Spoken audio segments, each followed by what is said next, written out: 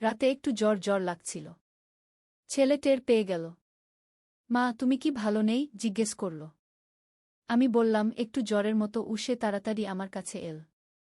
কপালে হাত দিয়ে দেখি, বলল। আমি শুয়েছিলাম বিছানায়।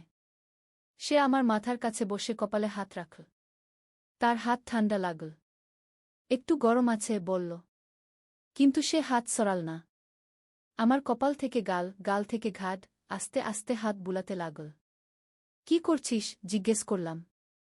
সে বলল, দেখছি জ্বর কোথায় কোথায়। তার স্পর্শে আমার শরীর আরও গরম হয়ে উঠল। মা, তোমার শরীর খুব গরম, বলল সে। আমি বললাম, জ্বরের জন্য উসে মাথা নাড়ল না মা। তোমার উষ্ণতা আলাদা কি? তার কথায় আমি ভ্রু কুঁচকালাম। সে আমার হাত ধরে বলল, মা, তোমার এই উষ্ণতা আমাকে পাগল করে দেয় গু। এই গল্পটি সম্পূর্ণ শুনলে আপনাদের পানি অটোমেটিক বের হয়ে যাবে, সো যত দ্রুত সম্ভব হাতের কাছে টিস্যু নিয়ে বসে পড়ুন। বিছানার চাদর যেন নষ্ট না হয় সেটা সম্পূর্ণ খেয়াল রাখার অনুরোধ জানিয়ে গল্পটি এখন শুরু করব। তার আগে সর্বশেষ অনুরোধ, দয়া করে এমন পানি বের করার গল্প নিয়মিত শুনতে আমাদের চ্যানেলটি সকলেই সাবস্ক্রাইব করুন। ধন্যবাদ।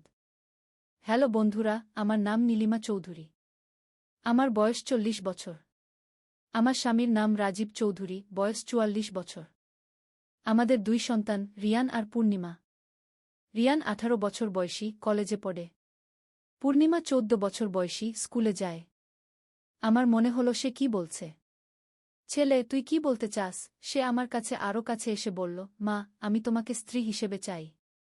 তোমার এই উষ্ণতা, তোমার স্পর্শ, সব আমার প্রয়োজন। আমি উঠে বসতে গেলাম, সে আমাকে শুইয়ে রাখল। মা, তুমি অসুস্থ। আমি তোমার যত্ন নেব স্বামী হিসেবে। রাতের নিস্তব্ধতায় তার কথা গুঞ্জন করতে লাগল আমার কানে। কিন্তু হঠাৎ করেই সব কিছু বদলে গেল। রিয়ান আমার কাছ থেকে সরে গিয়ে বলল, মা, আসলে আমি জানি তুমি অসুস্থ নও। তোমার শরীরে জ্বর নেই। আমি অবাক হয়ে তাকালাম। তাহলে কি হয়েছে আমার? রিয়ান গভীর নিঃশ্বাস নিয়ে বলল, মা, আমি গত কয়েকদিন ধরে তোমাকে লক্ষ্য করছি। তুমি রাতের বেলা অদ্ভুত আচরণ করছ। তুমি ঘুমের মধ্যে কথা বলছ, এমনকি হাঁটাহাঁটিও করছ। আমার মাথা ঝিমঝিম করতে লাগল।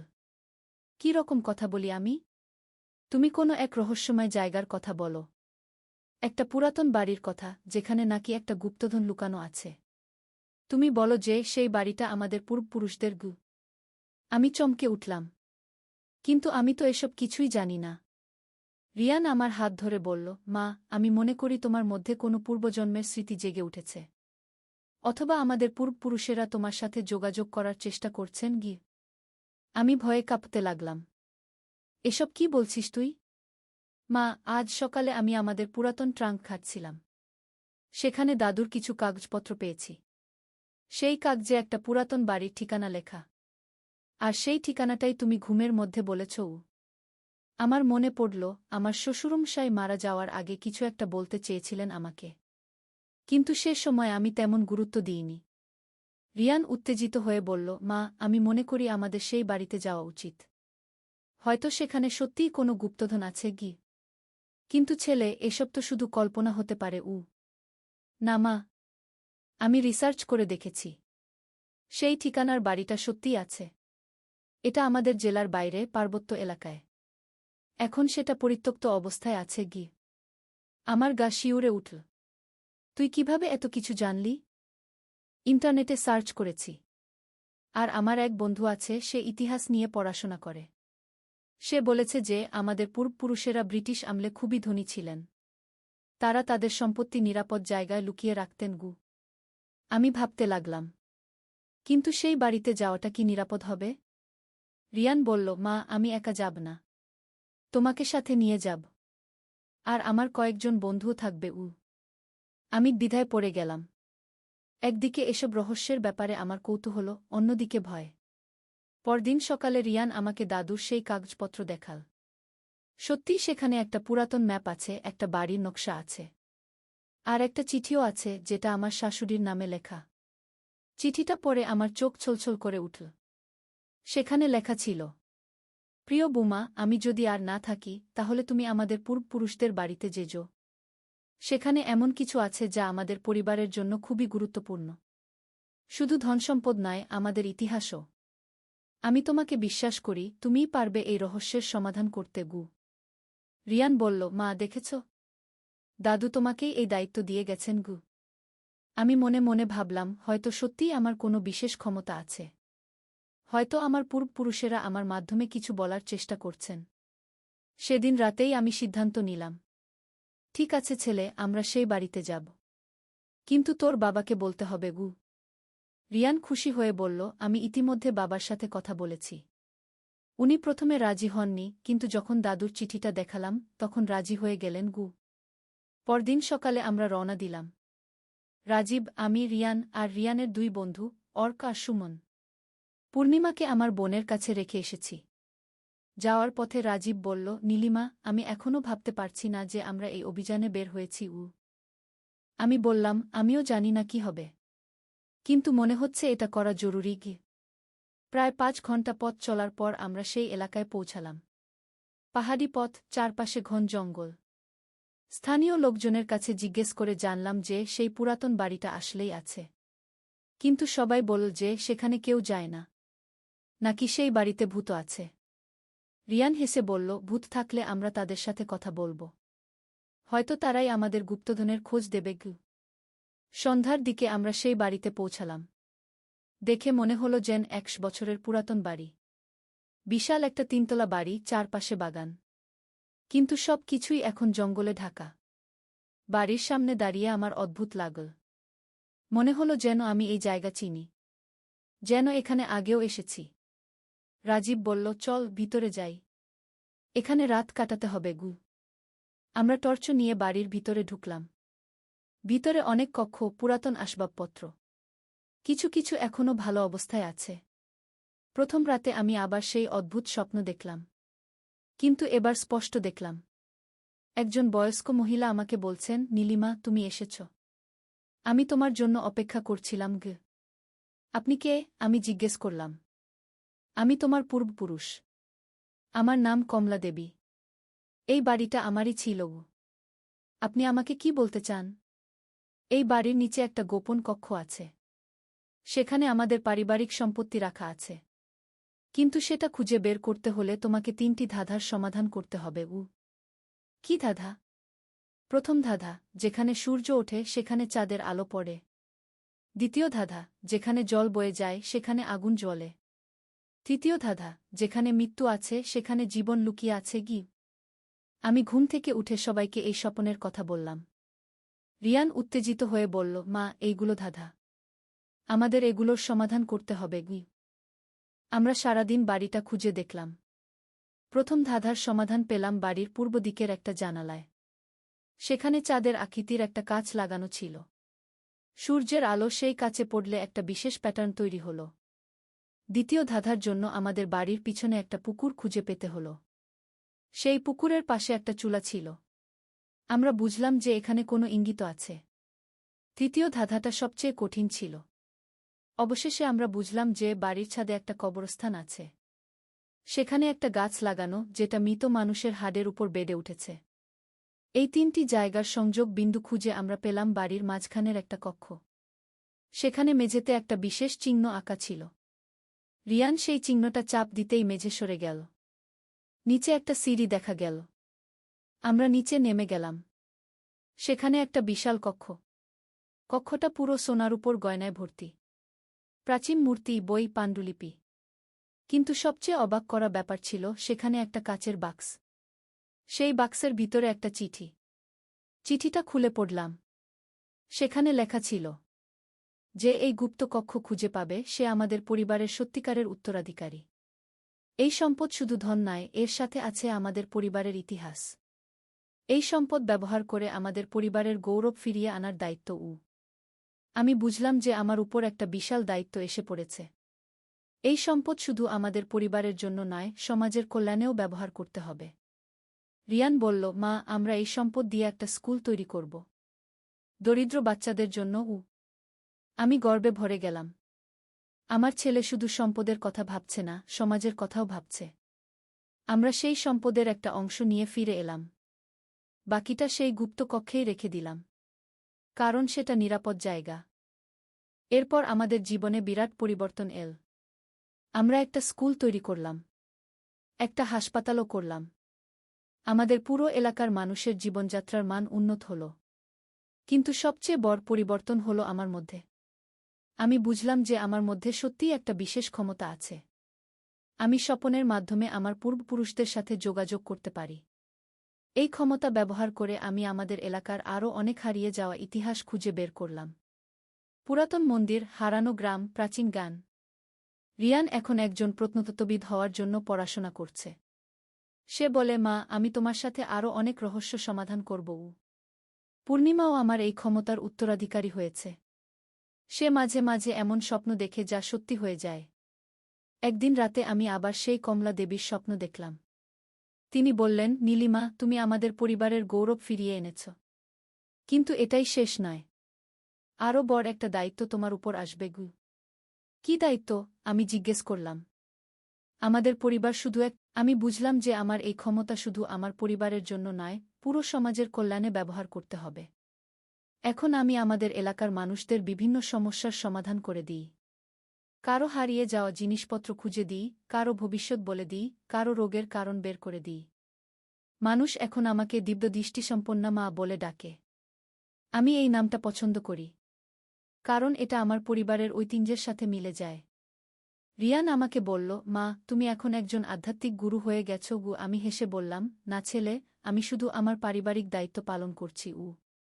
কিন্তু ভবিষ্যতে আরও বড় একটা চ্যালেঞ্জ অপেক্ষা করছিল আমার জন্য। একদিন আমি স্বপ্নে দেখলাম যে আমাদের পুরো জেলাতে একটা বড় বিপদ আসছে।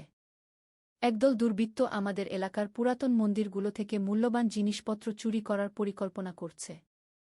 আমি স্বপ্নে দেখলাম যে এই দুর্বৃত্তরা শুধু চুরি করবে না, তারা মন্দিরগুলো ভেঙেও ফেলবে। আর এতে করে আমাদের এলাকার সাংস্কৃতিক ঐতিহ্য নষ্ট হয়ে যাবে। আমি রাজীবের সাথে এই বিষয়ে কথা বললাম। সে বলল, নীলিমা, তুমি যদি নিশ্চিত হয়ে থাকো তাহলে আমাদের পুলিশকে জানাতে হবে। কিন্তু সমস্যা হল, পুলিশ আমার স্বপ্নের কথায় বিশ্বাস করবে কেন?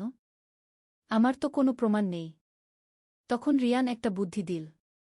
মা, তুমি যদি সেই দুর্বৃত্তদের আসার আগেই তাদের পরিকল্পনার কথা জানতে পারো, তাহলে আমরা তাদের ধরার ফাঁদ পাততে পারি। আমি আরও গভীরভাবে মেডিটেশন করলাম। আমার পূর্বপুরুষরা আমাকে আরও বিস্তারিত তথ্য দিলেন। আমি জানতে পারলাম যে দুর্বৃত্তরা পূর্ণিমার রাতে আক্রমণ করবে। তাদের নেতার নাম কালো মিয়া। আমি স্থানীয় থানার ওসি স্যারের কাছে গেলাম। প্রথমে তিনি আমার কথায় বিশ্বাস করলেন না। কিন্তু যখন আমি তাকে আগের কিছু সত্যি হওয়া ভবিষ্যদ্বাণীর কথা বললাম, তখন তিনি আগ্রহী হলেন। ঠিক আছে, নীলিমা ম্যাম। আমরা সেই রাতে মন্দিরগুলোতে গোপন পাহারা দেব। যদি সত্যিই কেউ আসে তাহলে তাদের ধরে ফেলব। ওসি স্যার বললেন। পূর্ণিমার রাত এল। আমি, রাজীব আর রিয়ান আমাদের বাড়িতে বসে অপেক্ষা করতে লাগলাম। রাত 1টার দিকে আমার মোবাইল বেজে উঠল। ওসি স্যার ফোন করেছেন। নীলিমা ম্যাম, আপনার কথা একদম সত্যি হয়েছে। আমরা 5 জন চোরকে ধরেছি। তাদের নেতার নাম সত্যিই কালো মিয়া। আপনার ভবিষ্যদ্বাণী না থাকলে আমাদের শত বছরের পুরাতন মূর্তিগুলো চুরি হয়ে যেত। এই ঘটনার পর আমার নাম পুরো জেলায় ছড়িয়ে গেল। মানুষ আরও বেশি করে আমার কাছে আসতে লাগল বিভিন্ন সমস্যার সমাধানের জন্য। একদিন একজন মহিলা এলেন।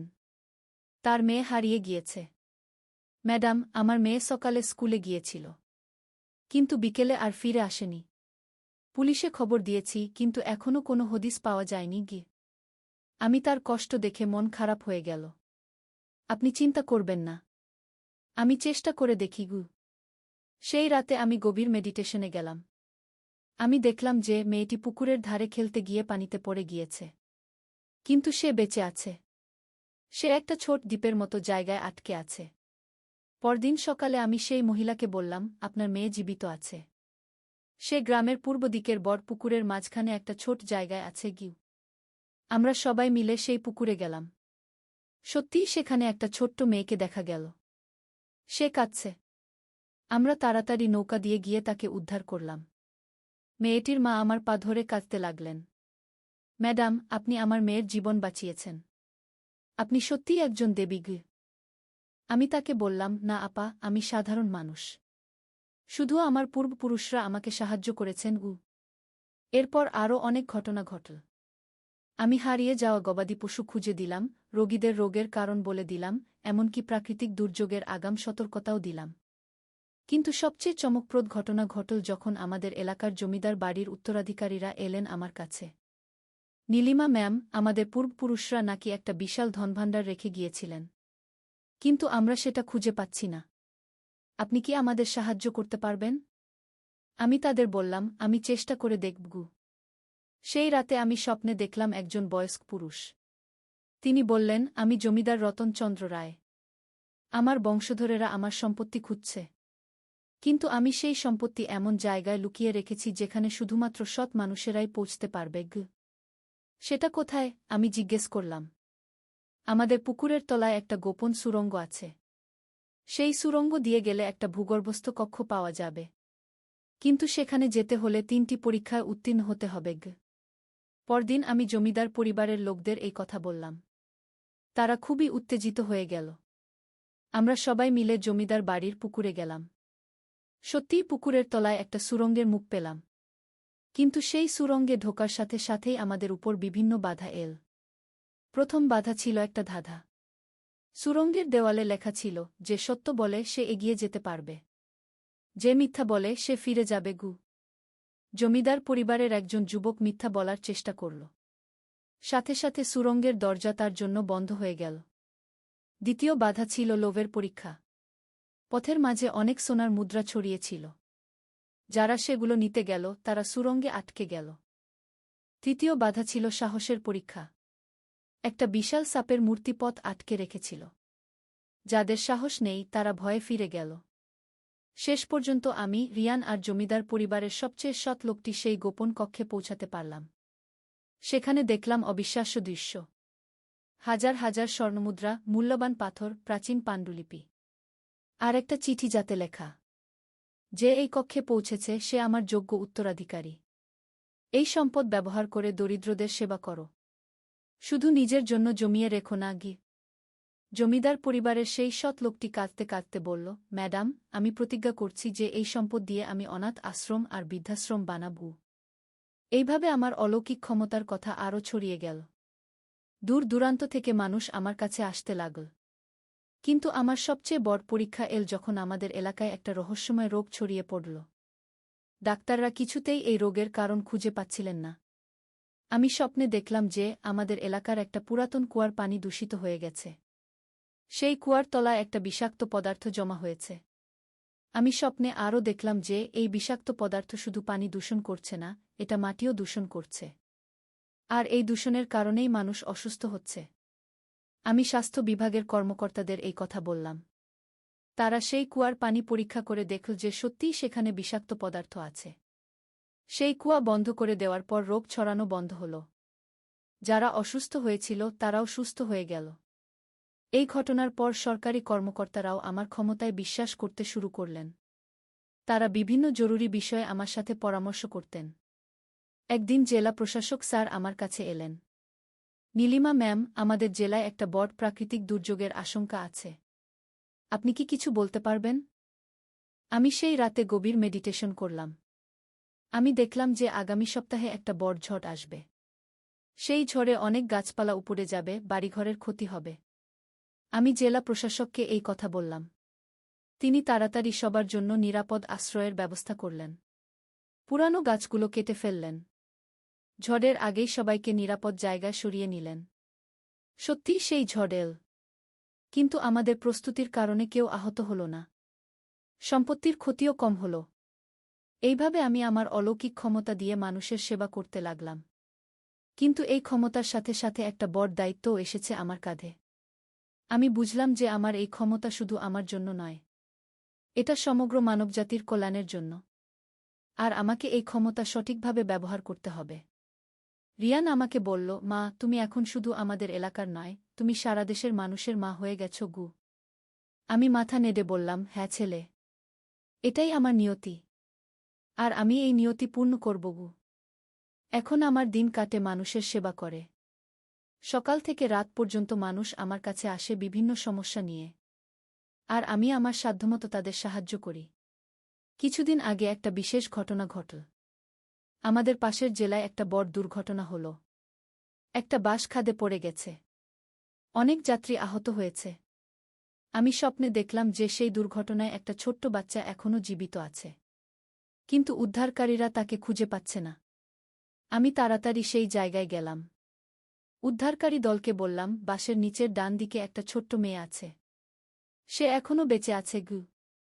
তারা প্রথমে আমার কথায় বিশ্বাস করল না। কিন্তু যখন সত্যিই সেই জায়গায় মেয়েটিকে জীবিত অবস্থায় পেল, তখন সবাই অবাক হয়ে গেল। এই ঘটনার পর আমার নাম জাতীয় পর্যায়ে ছড়িয়ে গেল। টিভি চ্যানেলের সাংবাদিকরা আমার ইন্টারভিউ নিতে এল। খবরের কাগজে আমার ছবি ছাপা হল। কিন্তু আমি এই সব খ্যাতির জন্য কাজ করি না। আমি কাজ করি মানুষের সেবার জন্য। আমার পূর্বপুরুষেরা যে দায়িত্ব আমার উপর দিয়েছেন সেটা পালন করার জন্য। এখন আমার বয়স বাড়ছে। কিন্তু আমার ক্ষমতা কমছে না। বরং দিন দিন বাড়ছে। আমি এখন আরও দূরের জিনিসও দেখতে পাই। পূর্ণিমাও আমার মতো ক্ষমতা পাচ্ছে। সে এখন 16 বছর বয়সী। সে অনেক সময় এমন স্বপ্ন দেখে যা সত্যি হয়ে যায়। আমি তাকে বলেছি, মেয়ে, তোর মধ্যেও আমাদের পারিবারিক ক্ষমতা জেগে উঠছে। তুই এই ক্ষমতা সঠিকভাবে ব্যবহার করিস কে? পূর্ণিমা বলে, মা, আমি তোমার মতোই মানুষের সেবা করব গু। এইভাবে আমাদের পারিবারিক ঐতিহ্য চলতে থাকবে। প্রজন্মের পর প্রজন্ম আমাদের বংশের মানুষেরা মানবতার সেবা করে যাবে। আজকে যখন আমি এই গল্পটা বলছি, তখন আমার মনে পড়ছে সেই প্রথম রাতের কথা, যেদিন রিয়ান আমার জ্বর দেখতে এসেছিল। সেই রাত থেকেই শুরু হয়েছিল আমাদের এই অভিযান। আমি এখন বুঝতে পারি যে সেই রাতে আমার শরীরে যে উষ্ণতা অনুভব করেছিলাম সেটা শুধু জ্বর ছিল না। সেটা ছিল আমার ভিতরে জেগে ওঠা অলৌকিক শক্তির প্রথম ইঙ্গিত। আর রিয়ান যখন বলেছিল যে আমার উষ্ণতা তাকে পাগল করে দেয়, তখন সে আসলে আমার ভিতরকার আধ্যাত্মিক শক্তি অনুভব করেছিল। এখন আমি জানি যে আমার জীবনের প্রকৃত উদ্দেশ্য কী। আমি এই পৃথিবীতে এসেছি মানুষের সেবা করতে। আমার অলৌকিক ক্ষমতা দিয়ে মানুষের দুঃখ কমাতে, তাদের সমস্যার সমাধান করতে। আর এই কাজ আমি করে যাব যতদিন পর্যন্ত বেঁচে থাকব। তারপর আমার সন্তানেরা, তাদের সন্তানেরা এই ধারা অব্যাহত রাখবে। এই হলো আমার গল্প। একজন সাধারণ গৃহিণী থেকে অসাধারণ ক্ষমতার অধিকারী হওয়ার গল্প। একটা পরিবারের রহস্য উন্মোচনের গল্প। আর সবচেয়ে বড় কথা, মানুষের সেবায় জীবন উৎসর্গ করার গল্প। রাত 2টায় হঠাৎ বমি বমি ভাব হল। ছেলে আমাকে বাথরুমে নিয়ে গিয়ে পিঠে হাত বুলিয়ে দিল। পানি এনে খাইয়ে দিল। বিছানায় শুইয়ে দিয়ে আমার কপালে হাত রাখল। মৃদু স্বরে বলল, মা, তুমি অসুস্থ হলে আমার জীবন অন্ধকার হয়ে যায়। আমি তার হাত ধরে বললাম, ভালো লাগছে। সে আমার চুলে আলতো হাত বুলিয়ে বলল, মা, আমি চাই সারা জীবন তোমার এভাবে সেবা করতে, স্বামী হিসেবে। তুমি আমার সবচেয়ে প্রিয় মানুষ। আমি তোমাকে ভালোবাসি, বিয়ে করো আমাকে। অন্ধকার ঘরে তার মুখ দেখতে পাচ্ছিলাম না, কিন্তু তার কণ্ঠস্বরে এমন মায়া যে মনে হলো তার চেয়ে ভালো সেবক আর কেউ নেই। তার আঙুলের স্পর্শে আমার কপালের ব্যথা কমে যাচ্ছিল। রাতের নিস্তব্ধতায় তার শ্বাসের শব্দ আমার কানে আসছিল। অসুস্থতার মধ্যেও মনে হচ্ছিল আমি সবচেয়ে নিরাপদ জায়গায় আছি। তার ভালোবাসায় আমি সুস্থ হয়ে উঠছি।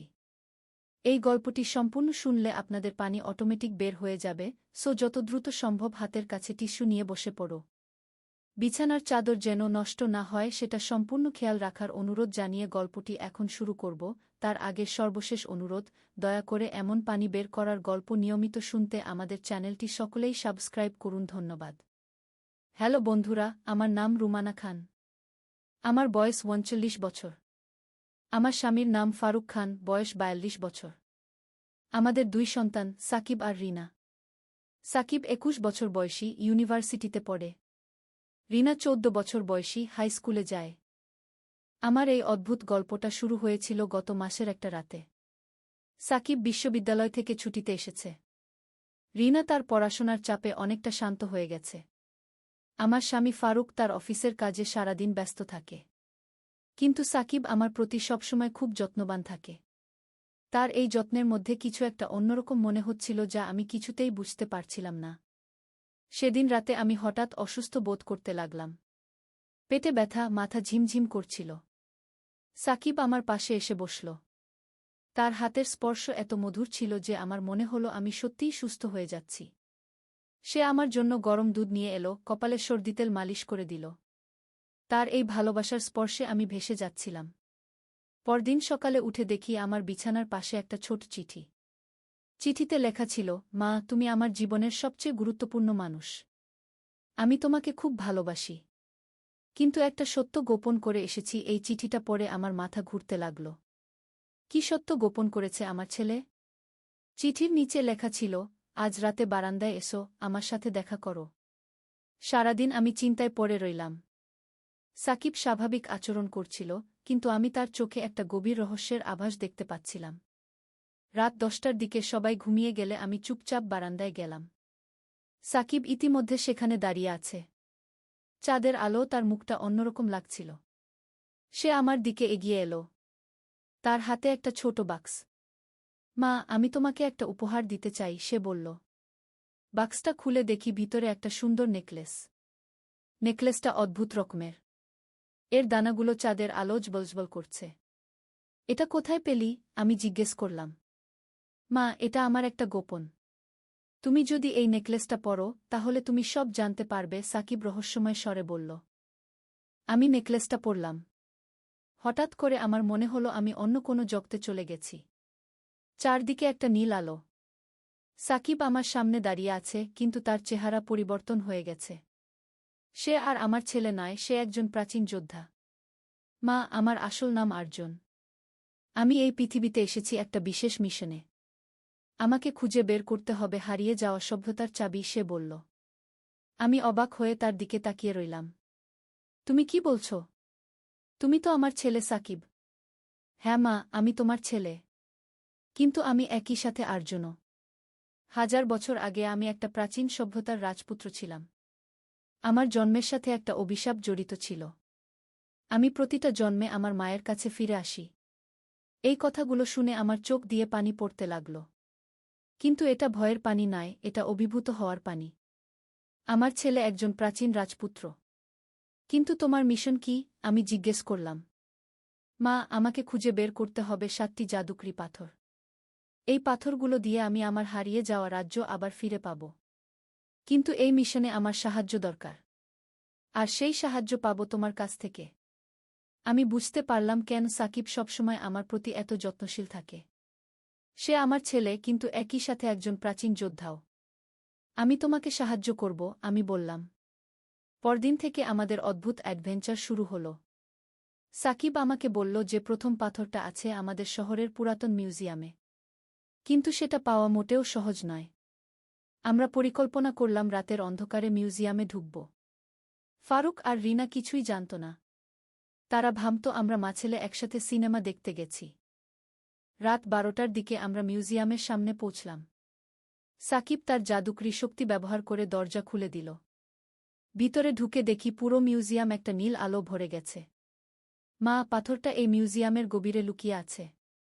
কিন্তু সেখানে পৌঁছতে হলে আমাদের অনেকগুলো বাধা অতিক্রম করতে হবে, সাকিব বলল। আমরা এগিয়ে চললাম। প্রথম বাধা ছিল একটা বিশাল দরজা। দরজায় লেখা ছিল একটা ধাঁধা, যে মায়ের ভালোবাসা সন্তানের থেকে বেশি, সেই মা এই দরজা খুলতে পারবে। আমি দরজায় হাত রাখলাম। হঠাৎ দরজা খুলে গেল। সাকিব আমার দিকে তাকিয়ে হাসল। আমি জানতাম তুমি পারবে মা। দ্বিতীয় বাধা ছিল একটা জাদুকরি নদী। নদীর পানিতে হাজারো মুখ ভেসে উঠছে। সাকিব বলল, এই নদী পার হতে হলে আমাদের ভয়ের মুখোমুখি হতে হবে। আমরা নদীতে নামলাম। পানিতে নামতেই আমি দেখতে পেলাম আমার সবচেয়ে বড় ভয়গুলো। ছোটবেলায় আমি অন্ধকার থেকে ভয় পেতাম, উঁচু জায়গা থেকে ভয় পেতাম। কিন্তু সাকিব আমার হাত ধরে রাখল। তার স্পর্শে আমার সব ভয় কেটে গেল। তৃতীয় বাধা ছিল একটা জাদুকরি আয়না। আয়নায় আমি দেখলাম আমার অতীত, বর্তমান। সাকিব বাক্সটা খুলে পাথরটা নিয়ে নিল। পাথর হাতে নেওয়ার সাথে সাথে পুরো মিউজিয়াম কাঁপতে লাগল। আমরা দৌড়ে বের হয়ে এলাম। বাড়িতে ফিরে সাকিব আমাকে বলল, মা, এটা ছিল প্রথম পাথর। আরও 6টা পাথর খুঁজে বের করতে হবে। পরবর্তী কয়েকদিন আমরা দ্বিতীয় পাথরের খোঁজে বের হলাম। এইবার আমাদের যেতে হলো শহরের বাইরে একটা পুরাতন দুর্গে। দুর্গটা প্রায় ভেঙে পড়েছে, কিন্তু সাকিব বলল এখানেই আছে দ্বিতীয় পাথর। দুর্গে পৌঁছে দেখি সেখানে অনেক রহস্যময় ঘটনা ঘটছে। দুর্গের দেয়ালে নিজে থেকেই আলো জ্বলছে। হাওয়া ছাড়াই দরজা খুলে যাচ্ছে। সাকিব বলল, এই দুর্গে একজন প্রাচীন রক্ষক আছে। তার সাথে আমাদের লড়াই করতে হবে। দুর্গের ভিতরে ঢুকতেই আমরা দেখলাম একজন বিশাল আকৃতির যোদ্ধা। তার চোখ দুটো আগুনের মতো জ্বলছে। সে একটা তলোয়ার নিয়ে আমাদের দিকে এগিয়ে আসলো। সাকিব তার জাদুকরি শক্তি ব্যবহার করে যোদ্ধার সাথে লড়াই করতে লাগল। কিন্তু যোদ্ধা অনেক শক্তিশালী। এক সময় সাকিব ক্লান্ত হয়ে পড়ল। আমি বুঝতে পারলাম আমাকেই কিছু করতে হবে। আমার গলার নেকলেসটা হঠাৎ উজ্জ্বল হয়ে উঠল। আমি যোদ্ধার দিকে এগিয়ে গেলাম। আমি একজন মা। আমার ছেলেকে কেউ কষ্ট দিতে পারবে না, আমি চিৎকার করে বললাম। হঠাৎ করে যোদ্ধা থেমে গেল। তার আগুনের চোখ শান্ত হয়ে গেল। সে আমার সামনে মাথা নত করে দাঁড়ালো। ক্ষমা করুন, মা। আমি বুঝতে পারিনি যে আপনি একজন প্রকৃত মা। মায়ের ভালোবাসার কাছে সব শক্তি ছোট, যোদ্ধা বলল। যোদ্ধা আমাদের দ্বিতীয় পাথরটা দিয়ে দিল। এই পাথরটা ছিল লাল রঙের। সাকিব পাথরটা নিয়ে খুশি হয়ে গেল। এভাবে আমরা একের পর এক পাথর খুঁজে বের করতে লাগলাম। তৃতীয় পাথর পেলাম একটা পুরাতন গির্জায়, চতুর্থ পাথর পেলাম একটা পরিত্যক্ত বাড়িতে, পঞ্চম পাথর পেলাম সমুদ্রের তলায়, ষষ্ঠ পাথর পেলাম পাহাড়ের চূড়ায়। সবচেয়ে কঠিন ছিল সপ্তম পাথর খোঁজা। সাকিব বলল, মা, শেষ পাথরটা পেতে হলে আমাদের যেতে হবে অন্য একটা মাত্রায়। অন্য মাত্রা মানে? আমি জিজ্ঞেস করলাম। আমাদের যেতে হবে সেই জগতে যেখানে আমার আসল রাজ্য ছিল। কিন্তু সেখানে যেতে হলে আমাদের শরীর ছেড়ে আত্মিকভাবে যেতে হবে। আমি ভয় পেয়ে গেলাম। তার মানে আমরা মরে যাব? না মা, আমরা মরব না। কিছু সময়ের জন্য আমাদের আত্মার শরীর ছেড়ে অন্য জগতে যাবে। আমি সাকিবকে বিশ্বাস করলাম। আমরা আমাদের বিছানায় শুয়ে পড়লাম। সাকিব একটা জাদুমন্ত্র পড়ল। হঠাৎ করে আমার মনে হলো আমি উড়ে যাচ্ছি। পরক্ষণেই আমরা পৌঁছলাম এক অপরূপ জগতে। সেখানে সবকিছু সোনালি রঙের। আকাশে দুটো সূর্য।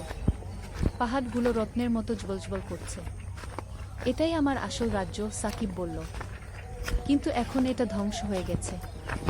অভিশাপের কারণে সবকিছু নষ্ট হয়ে গেছে। আমরা এগিয়ে চললাম। অনেক দূরে একটা প্রাসাদের ধ্বংসাবশেষ দেখতে পেলাম। সেখানে গিয়ে দেখি একটা সিংহাসন। সিংহাসনের উপর একটা মুকুট। এই মুকুটের মাঝখানে আছে সপ্তম পাথর, সাকিব বলল। কিন্তু মুকুট নেওয়ার সাথে সাথে একটা ভয়ঙ্কর শব্দ হলো। আকাশ থেকে একটা দানব নেমে এলো। দানবটা দেখতে ভয়ঙ্কর। তার চোখ থেকে আগুন বের হচ্ছে। তুমি কিভাবে এখানে এলে, আর্জুন? তোমার তো এখানে আসার কথা নয়, দানব রেগে বলল। আমি এসেছি আমার রাজ্য ফিরে নিতে, সাকিব সাহসের সাথে বলল। তুমি পারবে না। তোমার শক্তি এখনো পূর্ণ হয়নি, দানব হাসতে হাসতে বলল। এই সময় আমার নেকলেস আবার জ্বলে উঠল। আমি বুঝতে পারলাম আমার একটা বিশেষ ভূমিকা আছে। আমি সাকিবের মা। তার শক্তির উৎস আমি। একজন মায়ের ভালোবাসা সব অভিশাপ থেকে বড়, আমি উচ্চস্বরে বললাম। আমার কথা শুনে দানব থমকে দাঁড়ালো। আমি সাকিবের দিকে এগিয়ে গিয়ে তার হাত ধরলাম। আমাদের স্পর্শে একটা উজ্জ্বল আলো বের হলো। সেই আলোর সামনে দানব টিকতে পারল না। সে চিৎকার করে উধাও হয়ে গেল। সাকিব মুকুট থেকে সপ্তম পাথর বের করল। 7টা পাথর একসাথে রাখতেই পুরো রাজ্য আবার জীবন্ত হয়ে উঠল। ধ্বংসপ্রাসাদ আবার নতুন হয়ে গেল। সোনালী আকাশ আরও উজ্জ্বল হয়ে উঠল। মা, আমার রাজ্য ফিরে এসেছে। এখন আমি আমার আসল রূপে ফিরে যেতে পারি, সাকিব বলল। কিন্তু আমার মনে প্রশ্ন জাগল। তাহলে তুমি কি আর আমার সাথে থাকবে না? মা, তুমিই তো আমার রানীমা হবে। এই রাজ্যেই আমরা থাকব। তবে মাঝে মাঝে পৃথিবীতেও যাব। আমি খুশি হয়ে গেলাম। আমার ছেলে একজন রাজা, আর আমি তার রানীমা। আমরা পৃথিবীতে ফিরে এলাম। ফারুক আর রিনা কিছুই টের পায়নি। তারা ভাবল আমরা সারা রাত ঘুমিয়েছিলাম। কিন্তু আমি জানি আমার জীবন পুরোপুরি বদলে গেছে। আমার ছেলে এখন একজন রাজা, আর আমি তার রানীমা। পরের কয়েকদিন আমি লক্ষ্য করলাম সাকিবের মধ্যে অনেক পরিবর্তন এসেছে। তার চোখে এক অন্যরকম তেজ, তার কথাবার্তায় রাজকীয় ভাব। কিন্তু আমার প্রতি তার ভালোবাসা আরও বেড়ে গেছে। একদিন সন্ধ্যায় সাকিব আমাকে বলল, মা, আমাদের রাজ্যে একটা উৎসব আছে। সেখানে তোমাকে রানীমা হিসেবে মুকুট পরানো হবে। কিন্তু রিনা আর তোমার বাবা? আমি চিন্তিত গলায় জিজ্ঞেস করলাম। মা, তারাও জানবে। আস্তে আস্তে তারাও আমাদের রাজ্যের অংশ হয়ে যাবে। রিনাও একজন রাজকুমারী হবে। আর বাবা হবেন আমার প্রধানমন্ত্রী, সাকিব হাসতে হাসতে বলল। সেই রাতে আমরা আবার সেই জাদুর জগতে গেলাম। এবার পুরো পরিবার নিয়ে। ফারুক আর রিনা প্রথমে ভয় পেয়েছিল, কিন্তু পরে তারাও মজা পেতে লাগল। রাজ্যে পৌঁছে দেখি বিশাল উৎসবের আয়োজন। হাজারো মানুষ, সবাই আমাদের স্বাগত জানানোর জন্য অপেক্ষা করছে। একটা বিশাল মঞ্চে আমাকে বসানো হলো। সাকিব রাজার পোশাক পরে আমার পাশে দাঁড়ালো। একজন পুরোহিত এসে আমার মাথায় একটা সুন্দর মুকুট পরিয়ে দিলেন। আজ থেকে আপনি আমাদের রানী মা, পুরোহিত বললেন। সবাই হাততালি দিতে লাগলো। আমার চোখে খুশির পানি এসে গেল। আমি কখনো ভাবিনি যে আমার জীবনে এমন অবিশ্বাস্য ঘটনা ঘটবে। রিনাকেও রাজকুমারীর পোশাক পরানো হলো। সে খুব খুশি হয়ে নাচতে লাগলো। ফারুকও প্রধানমন্ত্রীর পোশাক পেয়ে গর্বিত হয়ে গেল। উৎসবের পর সাকিব আমাকে রাজপ্রাসাদ ঘুরিয়ে দেখালো। প্রাসাদের প্রতিটি কক্ষ অপরূপ সুন্দর। একটা কক্ষে অসংখ্য বই। সাকিব বলল, এগুলো প্রাচীন জ্ঞানের বই। এখান থেকে তুমি যে কোনো বিষয় জানতে পারবে। আরেকটা কক্ষে ছিল জাদুর আয়না। আয়নায় আমি দেখতে পেলাম পৃথিবীর যে কোনো জায়গার দৃশ্য। এই আয়না দিয়ে তুমি পৃথিবীর যে কোনো জায়গা দেখতে পারবে, সাকিব ব্যাখ্যা করল। সবচেয়ে চমৎকার ছিল বাগান। বাগানে এমন সব ফুল ছিল যেগুলো পৃথিবীতে নেই। ফুলগুলো নিজেই গান গাইছে। প্রজাপতিরা কথা বলছে। মা, এই বাগানে তুমি যতক্ষণ ইচ্ছা থাকতে পারবে। এখানে থাকলে তুমি কখনো বুড়ো হবে না, অসুস্থ হবে না, সাকিব বলল। আমি অভিভূত হয়ে গেলাম। এমন জীবন আমি কল্পনাও করতে পারিনি। পরদিন সকালে আমরা আবার পৃথিবীতে ফিরে এলাম। কিন্তু এখন আমাদের জীবনে একটা নতুন মাত্রা যুক্ত হয়েছে। আমরা যখন ইচ্ছা তখনই সেই জাদুর রাজ্যে চলে যেতে পারি। সাকিব তার পড়াশোনা চালিয়ে যাচ্ছে, কিন্তু সে এখন একজন রাজাও। রাতের বেলা সে তার রাজ্যের কাজকর্ম দেখাশোনা করে। রিনাও তার স্কুলে যাচ্ছে, কিন্তু সে এখন জানে যে সে একজন রাজকুমারী। তার পড়াশোনায় অনেক উন্নতি হয়েছে, কারণ সে এখন জাদুর বই পড়তে পারে। ফারুক তার অফিসের কাজ করে, কিন্তু সে এখন একজন প্রধানমন্ত্রীও। তার সিদ্ধান্ত নেওয়ার ক্ষমতা অনেক বেড়ে গেছে। আর আমি এখন একজন রানীমা। আমার ভেতর এক অন্যরকম শক্তি এসেছে। আমি এখন অনেক কিছু বুঝতে পারি যা আগে পারতাম না। একদিন আমি বুঝতে পারলাম যে আমাদের পাড়ার অনেক মানুষের সমস্যা আছে। কারো অসুখ, কারো টাকার সমস্যা, কারো পারিবারিক সমস্যা। আমি সাকিবকে বললাম, আমরা কি তাদের সাহায্য করতে পারি? অবশ্যই মা। আমাদের জাদুর শক্তি দিয়ে আমরা তাদের সাহায্য করতে পারি, সাকিব উৎসাহিত হয়ে বলল। আমরা গোপনে পাড়ার মানুষদের সাহায্য করতে শুরু করলাম। যার অসুখ, তার জন্য আমরা জাদুর ওষুধ নিয়ে এলাম। যার টাকার সমস্যা, তার জন্য আমরা কিছু সোনার মুদ্রা রেখে দিলাম। যার পারিবারিক সমস্যা, তার জন্য আমরা সমাধানের পথ বাতলে দিলাম। মানুষ অবাক হয়ে যেত।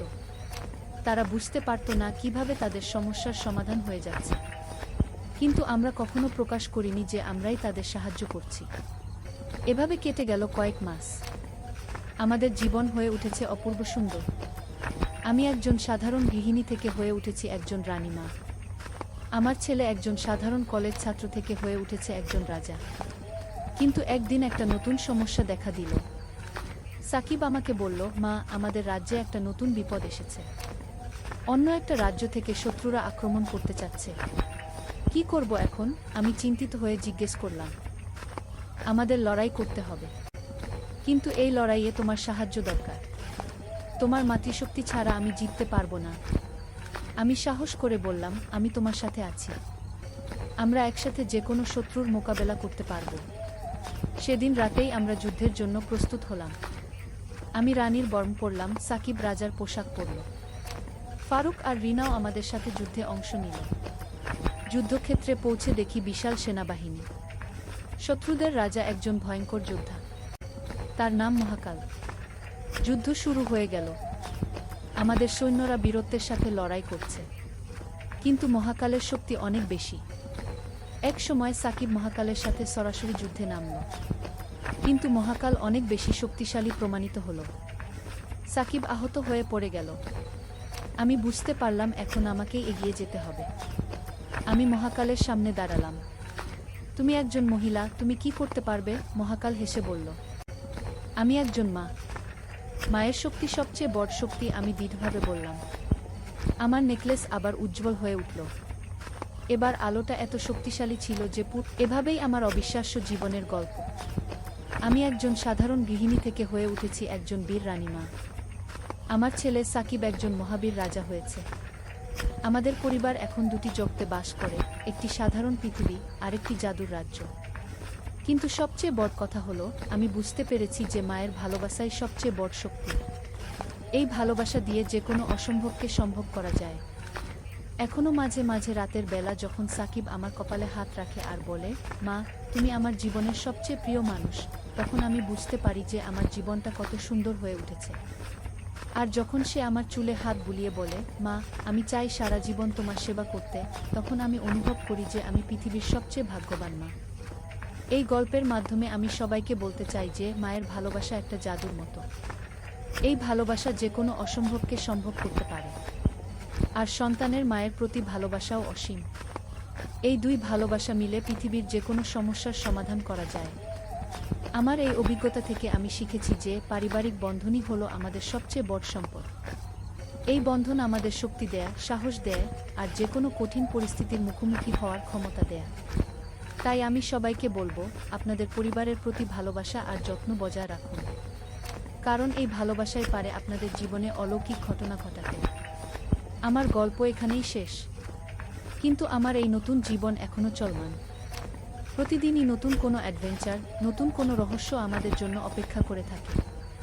আর আমি জানি সাকিব আর আমাদের পরিবারের ভালোবাসা নিয়ে আমরা যে কোনো চ্যালেঞ্জের মুখোমুখি হতে পারব। এই ছিল আমার অবিশ্বাস্য কিন্তু সত্যি গল্প। আশা করি আপনাদের ভালো লেগেছে। আর মনে রাখবেন, পরিবারের ভালোবাসাই আমাদের সবচেয়ে বড় শক্তি। আল ফুরকানের যুদ্ধ, হক ও বাতিলের মহাসংগ্রাম। প্রথম অধ্যায়, আধারের পূর্বাভাস। হিজরি ৮৮৫ সালের শীতকাল।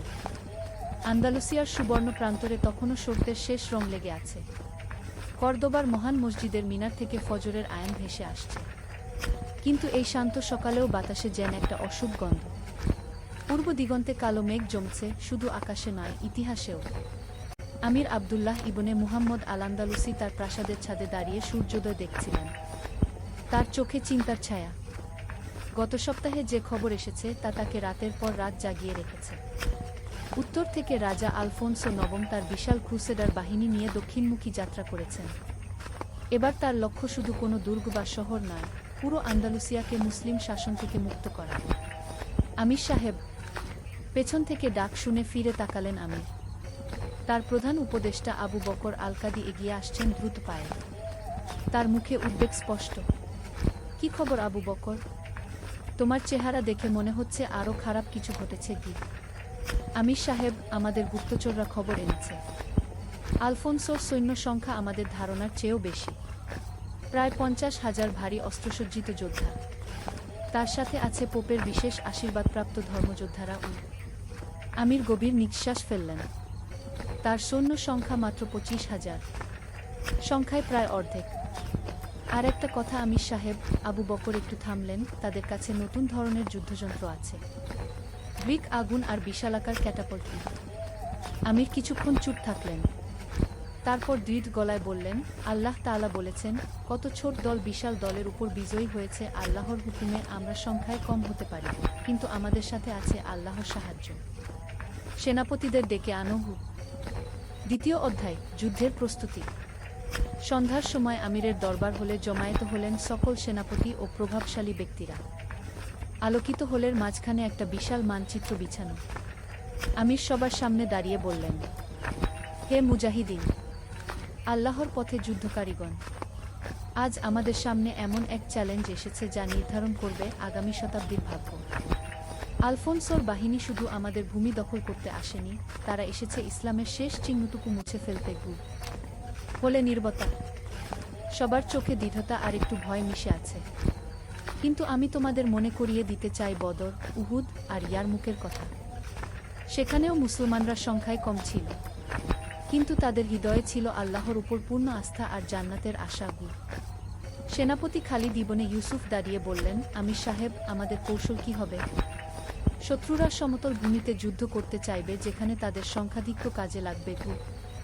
আমির মানচিত্রের দিকে ইশারা করলেন। আমাদের সুবিধা হলো এই ভূমি আমাদের চেনা। গুয়াদালকিবির নদীর কাছে একটা উপত্যকা আছে, ওয়াদি আল ফুরকান নামে। সেখানে আমরা শত্রুদের অপেক্ষায় থাকব। পাহাড়ি এলাকায় তাদের ভারী অস্ত্রশস্ত্র তেমন কাজে আসবে না। কিন্তু আমির সাহেব, তরুণ সেনাপতি ইউসুফ ইবনে তাশফিন বললেন, এতে ঝুঁকিও আছে। যদি তারা আমাদের ঘিরে ফেলে? তার জন্যই আমরা বিভিন্ন পথে পিছু হটার ব্যবস্থা রাখব। আর সবচেয়ে গুরুত্বপূর্ণ, আমাদের তীরন্দাজ বাহিনী পাহাড়ের চূড়া থেকে শত্রুদের উপর বৃষ্টির মতো তীর নিক্ষেপ করবে। পরের 3 দিন চলল ব্যাপক প্রস্তুতি। সৈন্যরা অস্ত্র ঝালাই করল, ঘোড়া প্রস্তুত করল।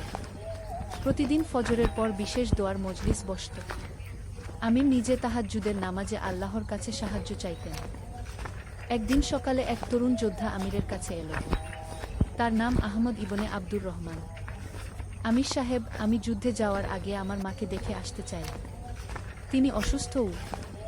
আমির স্নেহের সাথে তার কাঁধে হাত রাখলেন। যাও বেটা, তবে 3 দিনের মধ্যে ফিরে এসো। আর তোমার মায়ের জন্য আমার দোয়া দিও। আহমদ চলে গেল, কিন্তু সে জানত না যে এই দেখা হবে তার মায়ের সাথে শেষ কথোপকথন। 3য় অধ্যায়, আল ফুরকানের প্রান্তরে। হিজরি ৮৮৫ সালের রবিউল আউয়াল মাসের ১-৫ তারিখ ভোর। ওয়াদি আল ফুরকান উপত্যকায় মুসলিম বাহিনী অবস্থান নিয়েছে।